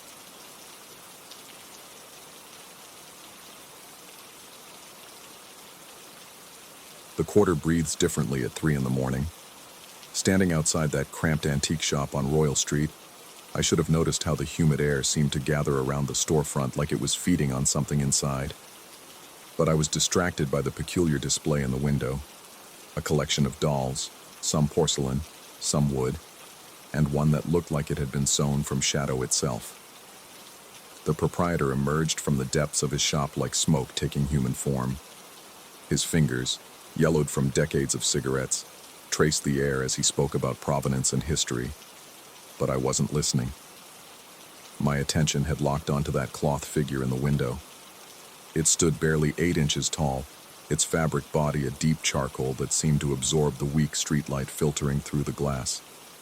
No features marked its head, just careful stitching that suggested where a face might be, could be, should be. "That one's been here since before I took over the shop," he said, noticing my fixation. "Previous owner left a note saying it came from somewhere upriver, but you know how these stories go." He shrugged, the gesture carrying decades of skepticism about the tales that followed old objects through the quarter. The price was reasonable, almost suspiciously so for something clearly handmade with such meticulous care. The stitching was perfect, tiny, even loops that caught the light in ways that made the fabric seem to shift when I wasn't looking directly at it. I paid in cash and wrapped it myself in the brown paper he offered, though I noticed he seemed reluctant to touch it directly. The drive back to Raleigh took 14 hours, and I spent most of it glancing in the rearview mirror at the paper-wrapped bundle on the back seat. Twice I could have sworn I saw the paper moving slightly, as if something inside was breathing. But highway wind through a cracked window plays tricks on peripheral vision. My home office occupies the converted attic space, reached by narrow stairs that creak in a specific sequence I've memorized over the years. I placed the doll on a shelf between a collection of vintage fountain pens and a small cactus that somehow thrives despite the room's limited natural light. It looked perfectly innocent there, just another curiosity among the accumulated debris of a life spent collecting interesting things. The first week passed without incident. I worked late most nights, the soft glow of my monitor the only light source after sunset, and gradually became aware of the doll's presence in my peripheral vision. Not watching exactly, it had no eyes to watch with, but occupying space with an intensity that seemed disproportionate to its size. Thursday night, I was reviewing quarterly reports when I heard it. The sound emerged from the walls themselves, a whisper that might have been wind through old wood, except the night was still. At first, I dismissed it as the house settling, those familiar groans and sighs that old buildings make as temperature drops. But this was different, rhythmic, almost conversational, like someone speaking in a language composed entirely of consonants and held breath. I turned off my desk lamp and sat in the darkness, listening. The whispers continued for perhaps 30 seconds before fading into the general hum of electronics and distant traffic. When I switched the light back on, the doll seemed unchanged, but I noticed that one of the stitches along what would have been its temple had caught the light differently, creating the brief illusion of an eye socket. Sleep came fitfully that night. I kept waking to the sensation that someone was in the room with me, standing just beyond the reach of consciousness. Each time I opened my eyes, the familiar shadows of furniture and books met my gaze, unchanged and innocent in the pale moonlight filtering through gauze curtains. The weekend brought a thunderstorm that rattled the windows and sent rain hammering against the roof with unusual violence. I was reading in the living room when the power failed, plunging the house into darkness broken only by sporadic lightning flashes. Candles cast dancing shadows on the walls as I climbed the stairs to collect my laptop charger from the office. The doll was gone. I searched the shelf 3 times, moving each item carefully, but the space where it had stood was empty, except for a faint outline in the dust. The rational part of my mind offered explanations. It could have fallen, rolled under furniture, been knocked off by the storm's vibrations. I spent 20 minutes on hands and knees, flashlight beam probing every corner and crevice, but found nothing. When the power returned an hour later, the doll was back on its shelf, exactly where I had left it. This became the new normal. Objects would be displaced when I wasn't looking directly at them, always returning to their proper positions when I investigated. The whispers came more frequently now, usually when I was alone in the office after dark. They carried an urgency that bypassed language entirely, communicating something important that my conscious mind couldn't quite grasp. I began sleeping poorly, waking each morning with a taste of dust in my mouth and the peculiar sensation that someone had been breathing very close to my face during the night. The space around the doll seemed to generate its own gravity, drawing my attention even when I was trying to focus on work. More than once, I caught myself staring at it for minutes at a time, studying those precise stitches, as if they might reveal some hidden message. The breaking point came on a Tuesday night in late September. I had been working on a particularly complex project, the kind that requires total concentration, when I became aware of a presence behind me. Not the vague sense of being watched that had become commonplace, but the unmistakable feeling of someone standing directly behind my chair. I turned around. Nothing was there, of course, but the air felt displaced, as if something had just moved out of the way. The doll sat on its shelf as always, but now one of the stitches along its neck had come loose, creating a small gap in the fabric. Through that gap, I glimpsed something that made my vision blur and my chest tighten with inexplicable panic. Darkness. Not the ordinary absence of light, but a darkness so complete it seemed to have substance, texture, weight. It pressed against the opening in the fabric like water against a dam, held back only by the integrity of the remaining stitches. I left the office immediately and didn't return for 3 days. When I finally worked up the courage to go back, the loose stitch had been repaired. The stitching was identical to the original work. The same tiny, perfect loops, the same careful spacing. But I knew I hadn't fixed it, and no one else had access to the house. That night I dreamed of standing in a vast space filled with whispers in languages I didn't recognize. Faces that weren't quite faces surrounded me, features suggested by shadow and negative space rather than any actual physical structure. They pressed close, their non-breath warm against my skin, trying to tell me something urgent about the nature of space itself, how it could be occupied, molded, given intention and desire. I woke with the absolute certainty that something had been lying next to me in the bed, something that left no indentation in the mattress, but whose presence I could feel in the warm spot where my own body heat had been absorbed and redirected.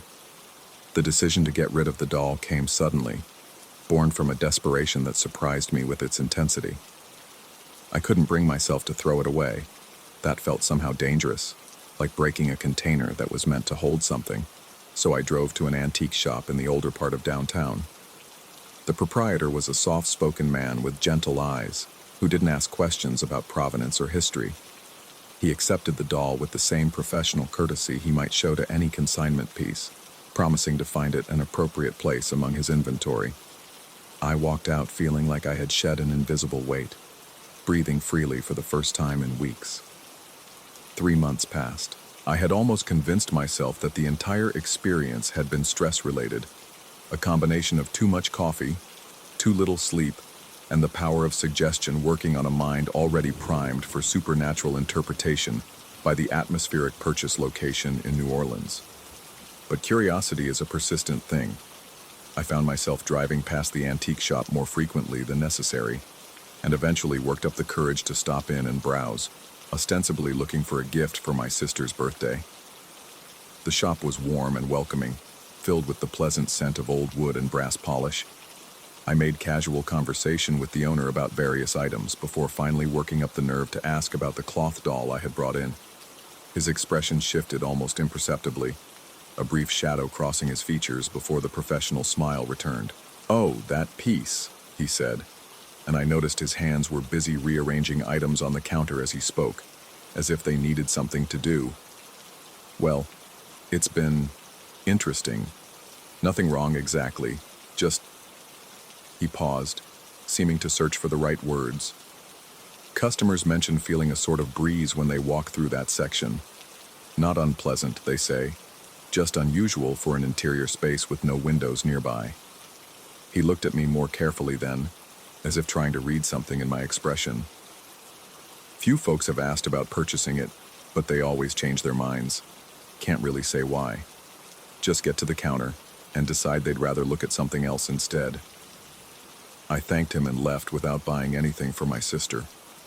That night I lay awake thinking about the space between stitches, about how absence can have presence, how emptiness can press against fabric like something eager to get out. Or in. I thought about faces that aren't faces, about the way negative space can suggest features more powerfully than any positive representation, about the difference between a void and a presence that chooses not to manifest in ways we typically recognize. Most of all, I thought about the proprietor's words, customers feeling a breeze in an interior space with no windows nearby. A breeze that suggests breath, suggests proximity, suggests something occupying the space around an object in ways that have nothing to do with the object itself. The whispers haven't returned to my house, but sometimes, late at night when I'm working in the office, I find myself looking at the empty spot on the shelf where the doll used to sit. Not looking for it, I know it's not there.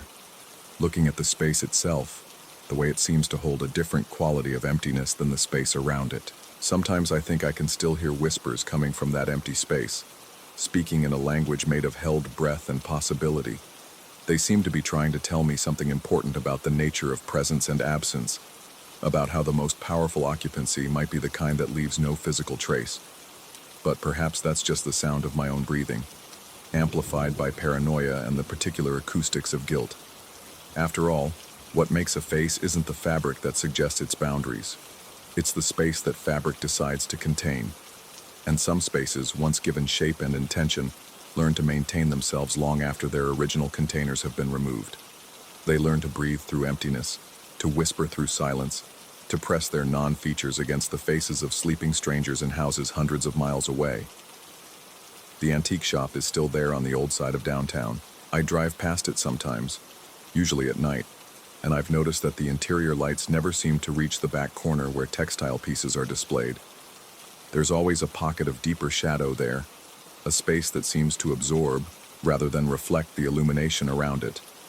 Customers still mention the breeze, according to mutual acquaintances who've shopped there. They describe it as feeling like someone walking very close behind them, close enough to share breath. But when they turn around, there's nothing there but empty air and the faint scent of old fabric. I've never gone back inside. Some curiosities are better left undisturbed, and some spaces, once they've learned to hold something invisible, prefer to keep their secrets close. The whispers may have stopped in my house, but I suspect they've simply found a more appropriate location.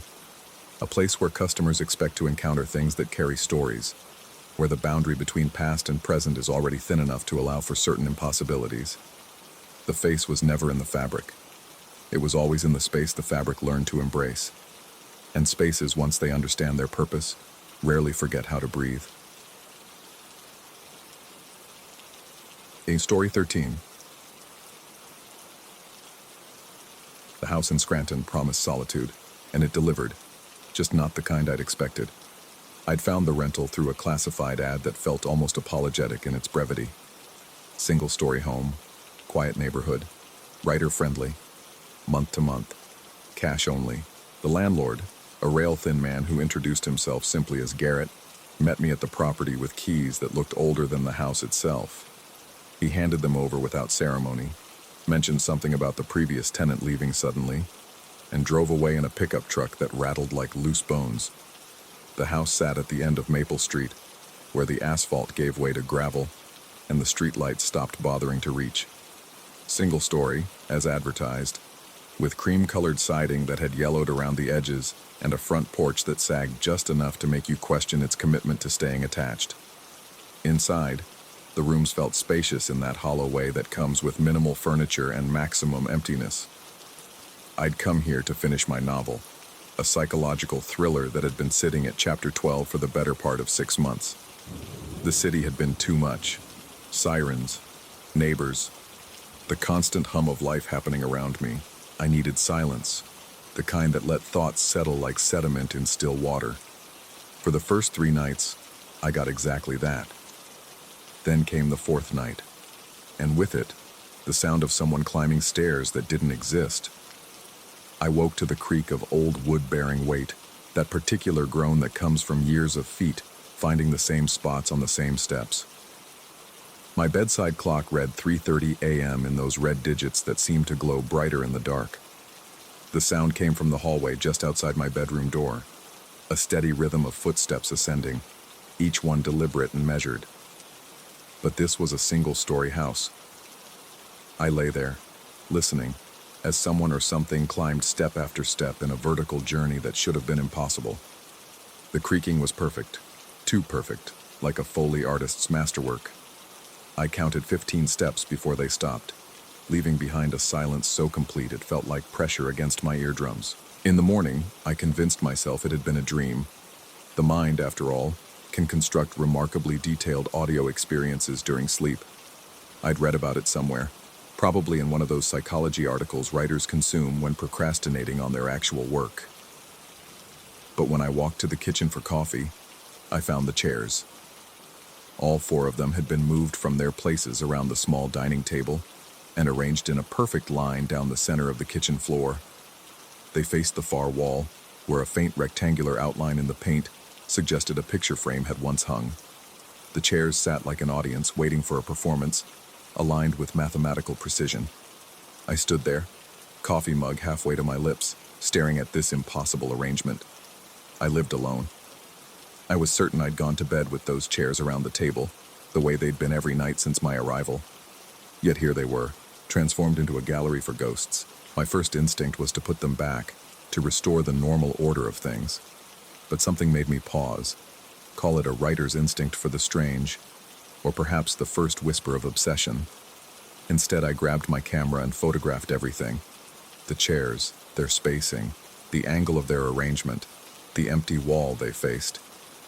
Then I found a roll of masking tape and marked their positions on the linoleum floor, small X's that would let me measure any future displacement. I should have left Scranton that morning. Instead, I made coffee, sat at my laptop, and tried to write. The words came slowly, filtered through a distraction I couldn't name. Every few minutes, I'd glance toward the kitchen, half expecting to see the chairs had moved again. They hadn't, of course. They remained in their audience formation, patient as monuments. That evening, I called the landlord. Garrett's voice carried the flat affect of someone uninterested in surprises. "Previous tenant mention anything unusual?" I asked, trying to sound casual. "Depends what you mean by unusual. Sounds at night. Movement of furniture." A pause. "Look, the house has been empty for 3 months. You're the first renter since then. Previous guy, he had some ideas about the place. Ideas that didn't align with reality, if you follow me." "What kind of ideas?"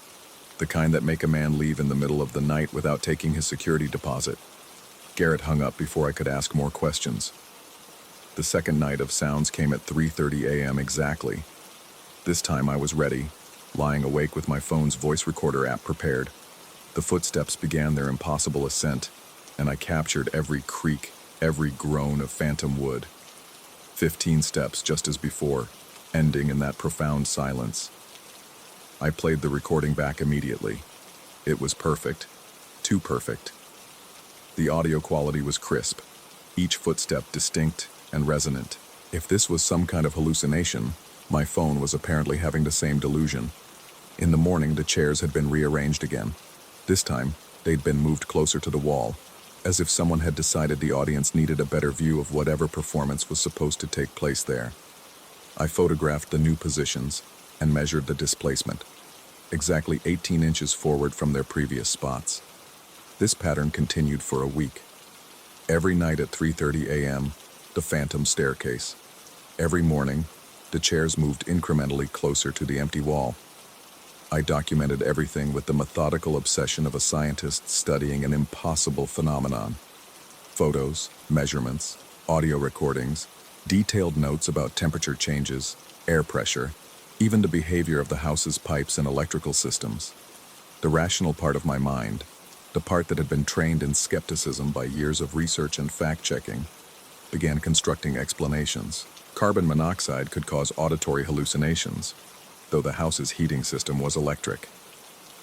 Infrasound from nearby construction or traffic might create the illusion of footsteps, though Maple Street was removed from any major development. Sleep deprivation could explain the strange perceptions, though I was sleeping better here than I had in months. But what about the chairs? What about the physical evidence? I began setting up tests. I placed coins on the chair seats to see if they'd fall during any movement. They never did. The chairs moved as if carried, not pushed or dragged. I tried staying awake in the kitchen, watching them directly.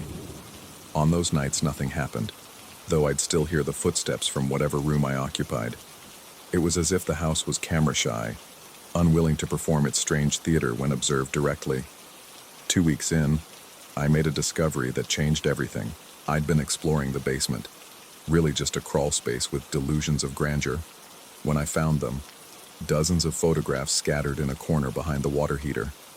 They showed the kitchen, taken from various angles over what appeared to be many months. In every photo, the chairs were arranged differently, but always in some kind of audience formation facing that empty wall. The photographs weren't mine. The quality suggested they'd been taken with an older digital camera, something from several years back. Some showed the kitchen during different seasons. Summer light slanting through windows in some images, winter's gray pallor in others. A few had timestamps in the corner, dates spanning nearly 2 years, ending abruptly 3 months ago. My predecessor, it seemed, had been documenting the same phenomenon. I spread the photographs across my laptop keyboard and studied them like evidence in a criminal case. The pattern was clear. The chairs moved in a slow progression toward the wall, reaching their closest point during what appeared to be midwinter, then beginning a gradual retreat. The cycle seemed to repeat annually, like some strange seasonal migration. But what disturbed me most was the realization that in some of the later photographs, a figure appeared to be sitting in one of the chairs. The image quality wasn't good enough to make out details. Just a dark silhouette, human in shape, facing the empty wall with the same patient attention as the empty chairs around it. The figure appeared in maybe a dozen photos, always in a different chair, never quite in focus. I enlarged these images on my laptop screen, squinting at pixels that refused to resolve into clarity. Was it a trick of light and shadow, a photographic artifact? Or had the previous tenant been documenting something, someone I hadn't yet encountered? That night I didn't wait for 3:30 a.m. I positioned myself in the kitchen at 3:25, sitting in the chair closest to where the mysterious figure had appeared in the photographs. If something was going to manifest, I wanted to be part of the audience rather than a distant observer. The house held its breath around me. Even the usual settling sounds, the tick of cooling pipes, the whisper of air through vents, seemed muted. The kitchen felt larger in the darkness, as if the walls had pulled back to accommodate whatever was coming. At exactly 3:30 I heard the first step, but this time was different. The sound didn't come from the hallway. It came from directly above me, as if someone was ascending stairs that occupied the same space I was sitting in. I could feel the vibrations through the chair, through the floor, through my bones. The footsteps passed through me, around me, existing in some dimensional space I couldn't access but couldn't deny. As the phantom climber reached what would have been the top of their impossible staircase, I felt a presence settle into the chair beside me. Not weight. The chair didn't move, didn't creak under any burden, but I could sense occupation, the way you might feel someone's attention even with your eyes closed. We sat together, this invisible presence and I, both facing the empty wall where something had once hung. The silence stretched between us, comfortable in its strangeness. I found myself wondering what we were waiting for, what performance was meant to unfold against that blank space. Then, slowly, I began to see it. It started as the faintest suggestion of color against the white paint, a sepia wash, like an old photograph developing in chemicals. The image emerged with agonizing gradualism. First an outline, then details, then full clarity. It was a family portrait. A man, woman, and elderly gentleman posed formally against a painted backdrop. The woman's hand rested on the seated man's shoulder. The older gentleman stood slightly apart, his expression serious but kind. All three wore clothing from perhaps 30 or 40 years ago, their faces carrying that particular stiffness people adopted for formal photography in an earlier era. But as I watched, the photograph began to move. Not dramatically. These weren't movie special effects. The movement was subtle, almost imperceptible. A slight shift of the woman's eyes, the barely detectable rise and fall of breathing, the minute adjustment of the older man's posture, as if he'd grown tired of standing so still. I understood then what the chairs were for. We were the audience for this quiet performance, this daily resurrection of a family portrait that remembered motion. The house wasn't haunted in the traditional sense. It was remembering, replaying the echo of lives that had once filled these rooms. The performance lasted perhaps 10 minutes. The figures in the portrait moved with dreamlike slowness, occasionally glancing toward our audience of chairs as if acknowledging our presence. The woman smiled once, a brief expression of warmth that transformed her formal pose into something achingly human. The older gentleman nodded, a gesture of recognition or greeting that bridged the gap between his time and mine. Then, as gradually as it had appeared, the image faded back into the blank wall, leaving only the rectangular outline where the frame had once hung. The presence beside me stirred, not physically, but in whatever dimensional space it occupied. I felt acknowledgement, perhaps even gratitude, as if my witnessing had somehow validated the performance. Then it was gone, leaving me alone with the four chairs and the returning silence. I sat there until dawn, staring at the empty wall, trying to process what I'd experienced. Hallucination seemed too simple an explanation, yet accepting the alternative meant abandoning a lifetime's worth of rational thought. The photographs on the floor around me suggested I wasn't the first to grapple with this paradox. Days passed in a blur of research and documentation. I scoured local records, obituaries, property histories, anything that might explain the portrait I'd seen. I found references to the Hutchinson family, Gerald, his wife Dorothy, and his father-in-law, William Morrison. They'd lived in this house from 1987 to 2019, when all three had passed within months of each other. Natural causes, according to the records. The quiet conclusion of lives lived fully in this single-story house on Maple Street. The portrait, I learned from an estate sale listing, had been donated to charity after the family's passing. Someone, perhaps Garrett, perhaps the previous tenant, had removed it from the wall, leaving only the outline and the obligation to remember. Every night now I joined the audience. The invisible presence would settle beside me, and together we'd watch the Hutchinson family perform their gentle resurrection. Sometimes the performance varied, different poses, different interactions, different moments from what might have been decades of family photographs. But always, it was quiet, dignified, and profoundly human. I stopped trying to rationalize what I was experiencing. Some mysteries, I realized, weren't meant to be solved, but simply witnessed. The house had found its purpose as a theater for memory, and I had found my role as both audience and archivist. My novel remained unfinished, forgotten in favor of a different kind of story. Each morning I'd photograph the chairs in their new positions, document the subtle changes in their arrangement, and add to the collection the previous tenant had started. I was the curator now of something that existed in the space between memory and presence, between the rational and the impossible. 3 months into my residency, I received a call from my editor in New York. She wanted to know about my progress, when she might expect the completed manuscript. I found myself unable to explain why I couldn't leave, why the story I'd come to tell had been replaced by one I could only witness. "The house needs me," I finally said, which sounded insane even to my own ears. But it was true. The performances had grown more vivid, more detailed, as if my presence as an audience member was somehow feeding whatever force maintained them. The invisible companion who joined me each night felt more solid, more present. The chairs moved with greater precision, arranging themselves with increasing care for optimal viewing angles. I wasn't just watching anymore. I was participating in something larger, something that transcended the simple division between living and dead, between memory and reality. Last week I found a new photograph mixed in with the others the previous tenant had left behind. It showed the kitchen as I'd been arranging it, with my laptop on the table, my coffee cup beside it, my jacket hung over the back of a chair. But in the image, 5 chairs faced the wall instead of 4. In the 5th chair, the one I occupied each night during the performances, sat a dark silhouette that might have been me. I stared at that photograph for hours, trying to understand what it meant. Was I becoming part of the house's memory?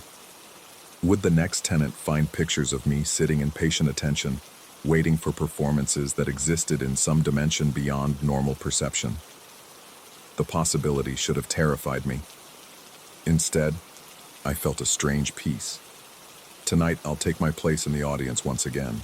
The presence beside me will manifest with its growing solidity, and together we'll watch the Hutchinson family live again for 10 precious minutes. The chairs will move a little closer to the wall, drawn by forces I no longer attempt to understand. And tomorrow morning, I'll photograph everything, adding one more image to the collection that documents impossibility with the patient persistence of faith. Because some stories I've learned can only be told by living them. Whether what I'm experiencing is supernatural visitation or the elaborate architecture of a mind unwilling to accept ordinary loneliness, I no longer care to determine. The distinction has become irrelevant. What matters is the watching, the witnessing, the preservation of something precious that exists in the narrow space between what we know and what we hope. The house continues its quiet rehearsal, and I remain its devoted audience, waiting for a performance that may never end, documenting mystery with the methodical obsession of someone who has found, finally, a story worth telling with his life, rather than his words.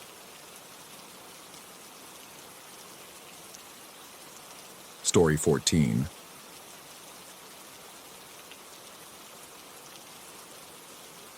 The board had been a joke, nothing more. $23 at the thrift shop on Hillsborough Street, its corners worn smooth by decades of fingers tracing letters, asking questions that probably never needed answering. When Davidson announced he was transferring to the Seattle office, someone suggested we give him a proper Raleigh send-off. The bourbon had been flowing for hours in his cramped apartment when I pulled the thing from my bag, grinning at the collective eye rolls from the group. Really? Davidson had laughed, but his eyes held that peculiar gleam people get when they're half drunk and willing to believe in anything that might make the evening memorable. The others gathered around his coffee table, their skepticism dissolving into curiosity as we dimmed the lights. I should have noticed how easily the planchette moved under our fingers, how it seemed to know exactly where it wanted to go before we'd even formed our questions. But the alcohol had dulled my instincts, and when Davidson asked about his future in the Pacific Northwest, we all leaned forward eagerly as the wooden piece began its dance across the alphabet. The first few responses were generic, the kind of vague predictions you'd expect from a party game. Success in new ventures, travel, romance. Then Johnson, who'd been growing increasingly animated with each prediction, decided to ask about me. "What about him?" he'd said, nodding in my direction. "What's waiting for our friend here?" The temperature in the room seemed to drop several degrees as our fingers rested lightly on the planchette. It began moving immediately, with a purposefulness that made my stomach tighten. ANACQUAINTANCE. We paused, waiting for more, but the piece remained still until someone prompted it to continue. WILLPUSHYOU. "Push you what?" Davidson had whispered, and I felt the hair on my arm stand on end as the planchette resumed its journey. FROMBEHIND. The silence in the room grew thick as we waited for the final piece of the message. When it came, I felt my blood turn to ice water. INTOCURRENTBEFORE 35. Someone had made a joke about staying away from rivers, and the nervous laughter that followed broke the spell. We'd packed the board away and spent the rest of the evening drinking away the uncomfortable feeling it had left behind. By morning, hungover and rational, I'd convinced myself it was nothing more than the collective unconscious movement of 6 intoxicated hands seeking entertainment. But that was 6 months ago, and since then, those words have infiltrated my life with surgical precision. It started small, conversations where colleagues would mention being behind on projects or discuss the current state of the market. I'd catch myself listening more intently when someone used the word acquaintance in passing, my pulse quickening as if my body recognized a threat my mind refused to acknowledge. The words felt planted, deliberate, like breadcrumbs leading me towards something I didn't want to find. Then I began noticing the synchronization. The first time it happened, I was walking along the Noose River Trail after work, trying to clear my head after a particularly brutal day. The path runs parallel to the water for miles, and I'd always found the sound of the current soothing. That evening, an older man in a worn baseball cap had been walking perhaps 20 feet behind me when I started down the trail. Nothing unusual. The path was popular with evening joggers and dog walkers. But as I walked, I became aware that his footsteps were matching mine exactly. When I slowed to observe a great blue heron fishing in the shallows, his pace slowed. When I quickened my step, so did he. I told myself it was coincidence, the natural rhythm two people might fall into when sharing the same path. Yet when I stopped abruptly to retie my shoe, I heard his footsteps continue for exactly 3 more beats before stopping as well. I glanced back. He was examining something on his phone, seemingly oblivious to my presence. When I resumed walking, so did he, and within moments, we'd fallen back into that eerily precise synchronization. I cut my walk short that evening, taking the first exit back to the parking area with my heart hammering against my ribs. The second incident occurred a week later at Lake Lynn. I'd gone there to meet a client for an informal lunch meeting at the small cafe overlooking the water. As we discussed quarterly projections, I noticed a woman in a green jacket walking the perimeter path behind where we sat. She moved with the measured pace of someone getting exercise, but something about her rhythm nagged at me. My client was mid-sentence when I realized what was bothering me. She was walking to the cadence of my heartbeat, the elevated rhythm I'd developed whenever I found myself near water. I excused myself to use the restroom, walking at a deliberately irregular pace.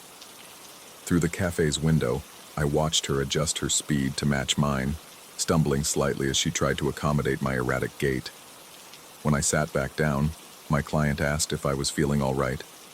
I must have looked pale because he suggested we move our meeting indoors. I agreed quickly, but as we gathered our things, I heard him mention how the current economic climate was affecting everyone's stress levels.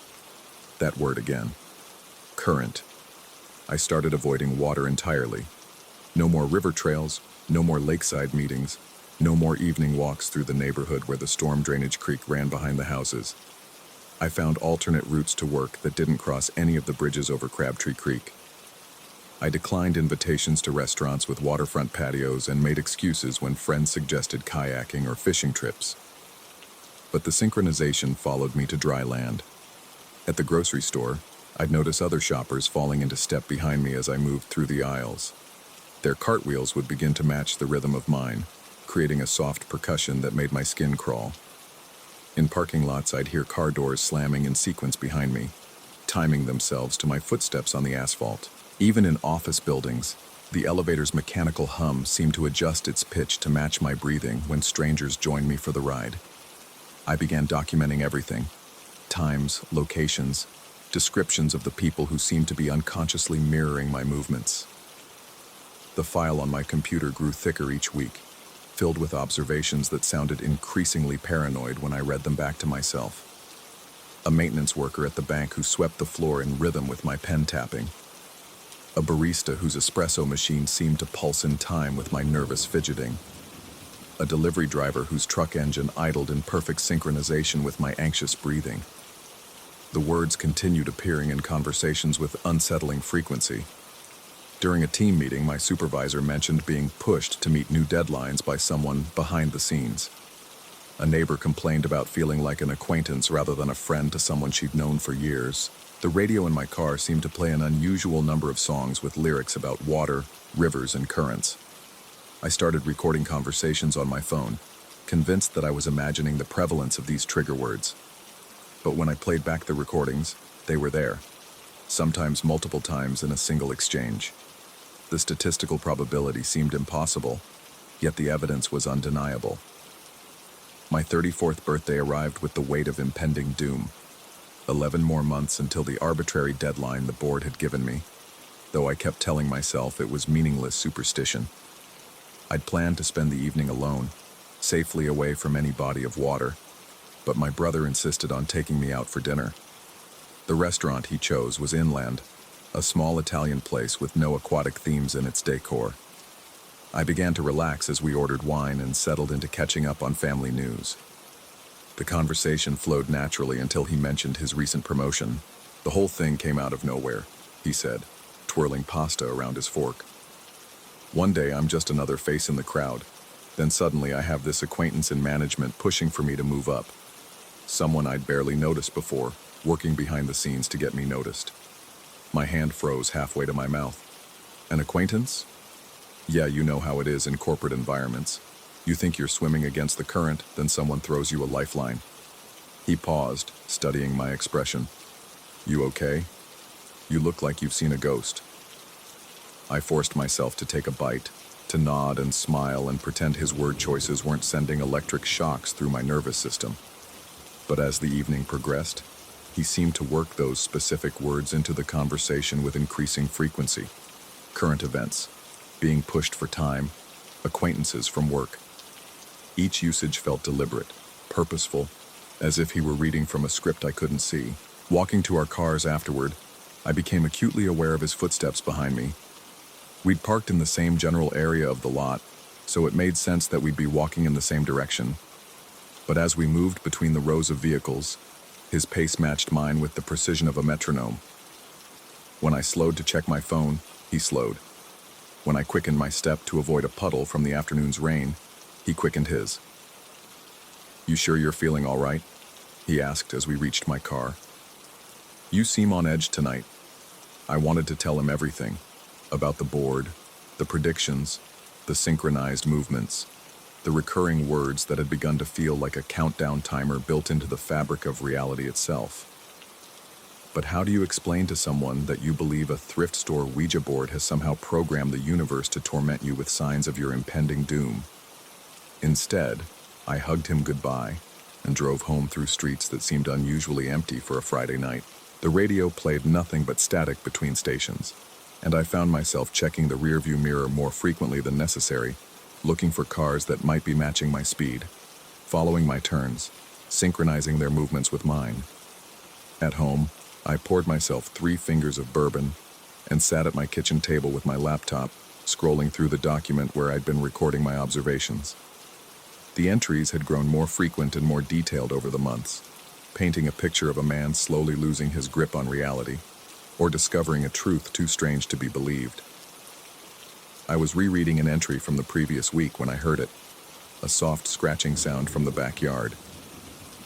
My house sits at the edge of a neighborhood that backs up to a small wooded area, and I often heard animals moving through the underbrush at night. But this sound had a rhythm to it, a deliberate cadence that made my pulse quicken. Scratch, pause, scratch. Scratch, pause, scratch. It was matching my heartbeat again. I moved to the back window and peered through the blinds. The yard was dark except for the weak glow of a neighbor's security light filtering through the trees. I couldn't see anything moving, but the scratching continued, always in perfect sync with the pulse I could feel throbbing in my temples. The sound stopped the moment I stepped away from the window. I returned to my laptop, but concentration was impossible. Every small noise, the refrigerator cycling on, the house settling, a car passing on the street, seemed to be timing itself to my breathing, my heartbeat, my nervous shifting in the chair. The sensation was maddening, like being surrounded by an orchestra that was constantly tuning itself to the frequency of my anxiety. By 2 a.m., I'd consumed most of the bottle and made a decision that felt both inevitable and insane. I pulled out my phone and called Davidson in Seattle. He answered on the 4th ring, his voice thick with sleep. Jesus, do you know what time it is here? I need to ask you something about that night, the board. There was a long pause. Are you drunk? Do you remember what it said? The exact words? Another pause, longer this time. Look, I know that thing freaked you out, but you can't seriously be. Do you remember the words or not? I heard him sigh, could picture him rubbing his eyes in the darkness of his bedroom 3,000 miles away. Something about an acquaintance pushing you. Into current, I think, before you turned 35. His voice grew more alert. Why? What's going on? I told him everything.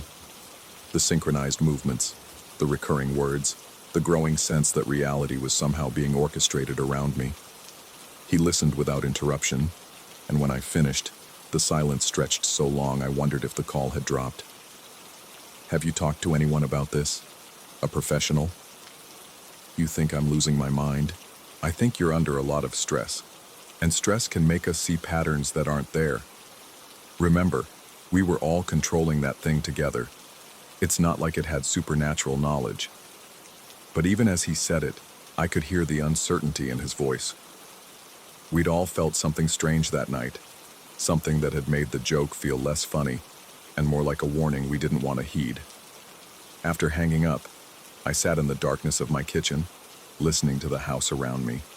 Every sound seemed deliberate now, part of a symphony being conducted by forces I couldn't see or understand. The ice maker in the freezer cycled on and off in rhythm with my breathing. The wind chimes on the neighbor's porch played their random notes in sequences that somehow felt purposeful. Outside, I could hear the distant sound of water, the storm drain system that carried runoff from the neighborhood toward the creek. The sound had never bothered me before, but now it felt like a presence in the darkness, patient and persistent, waiting for its moment. I have 10 months and 2 weeks left until my 35th birthday. 10 months and 2 weeks to figure out whether I'm documenting a supernatural conspiracy or chronicling my own descent into paranoid delusion. The distinction matters less each day, because the effect is the same. A growing certainty that something is approaching, something that knows exactly how to find me when the time comes. The bourbon is wearing off now, and I can hear my heartbeat clearly in the silence.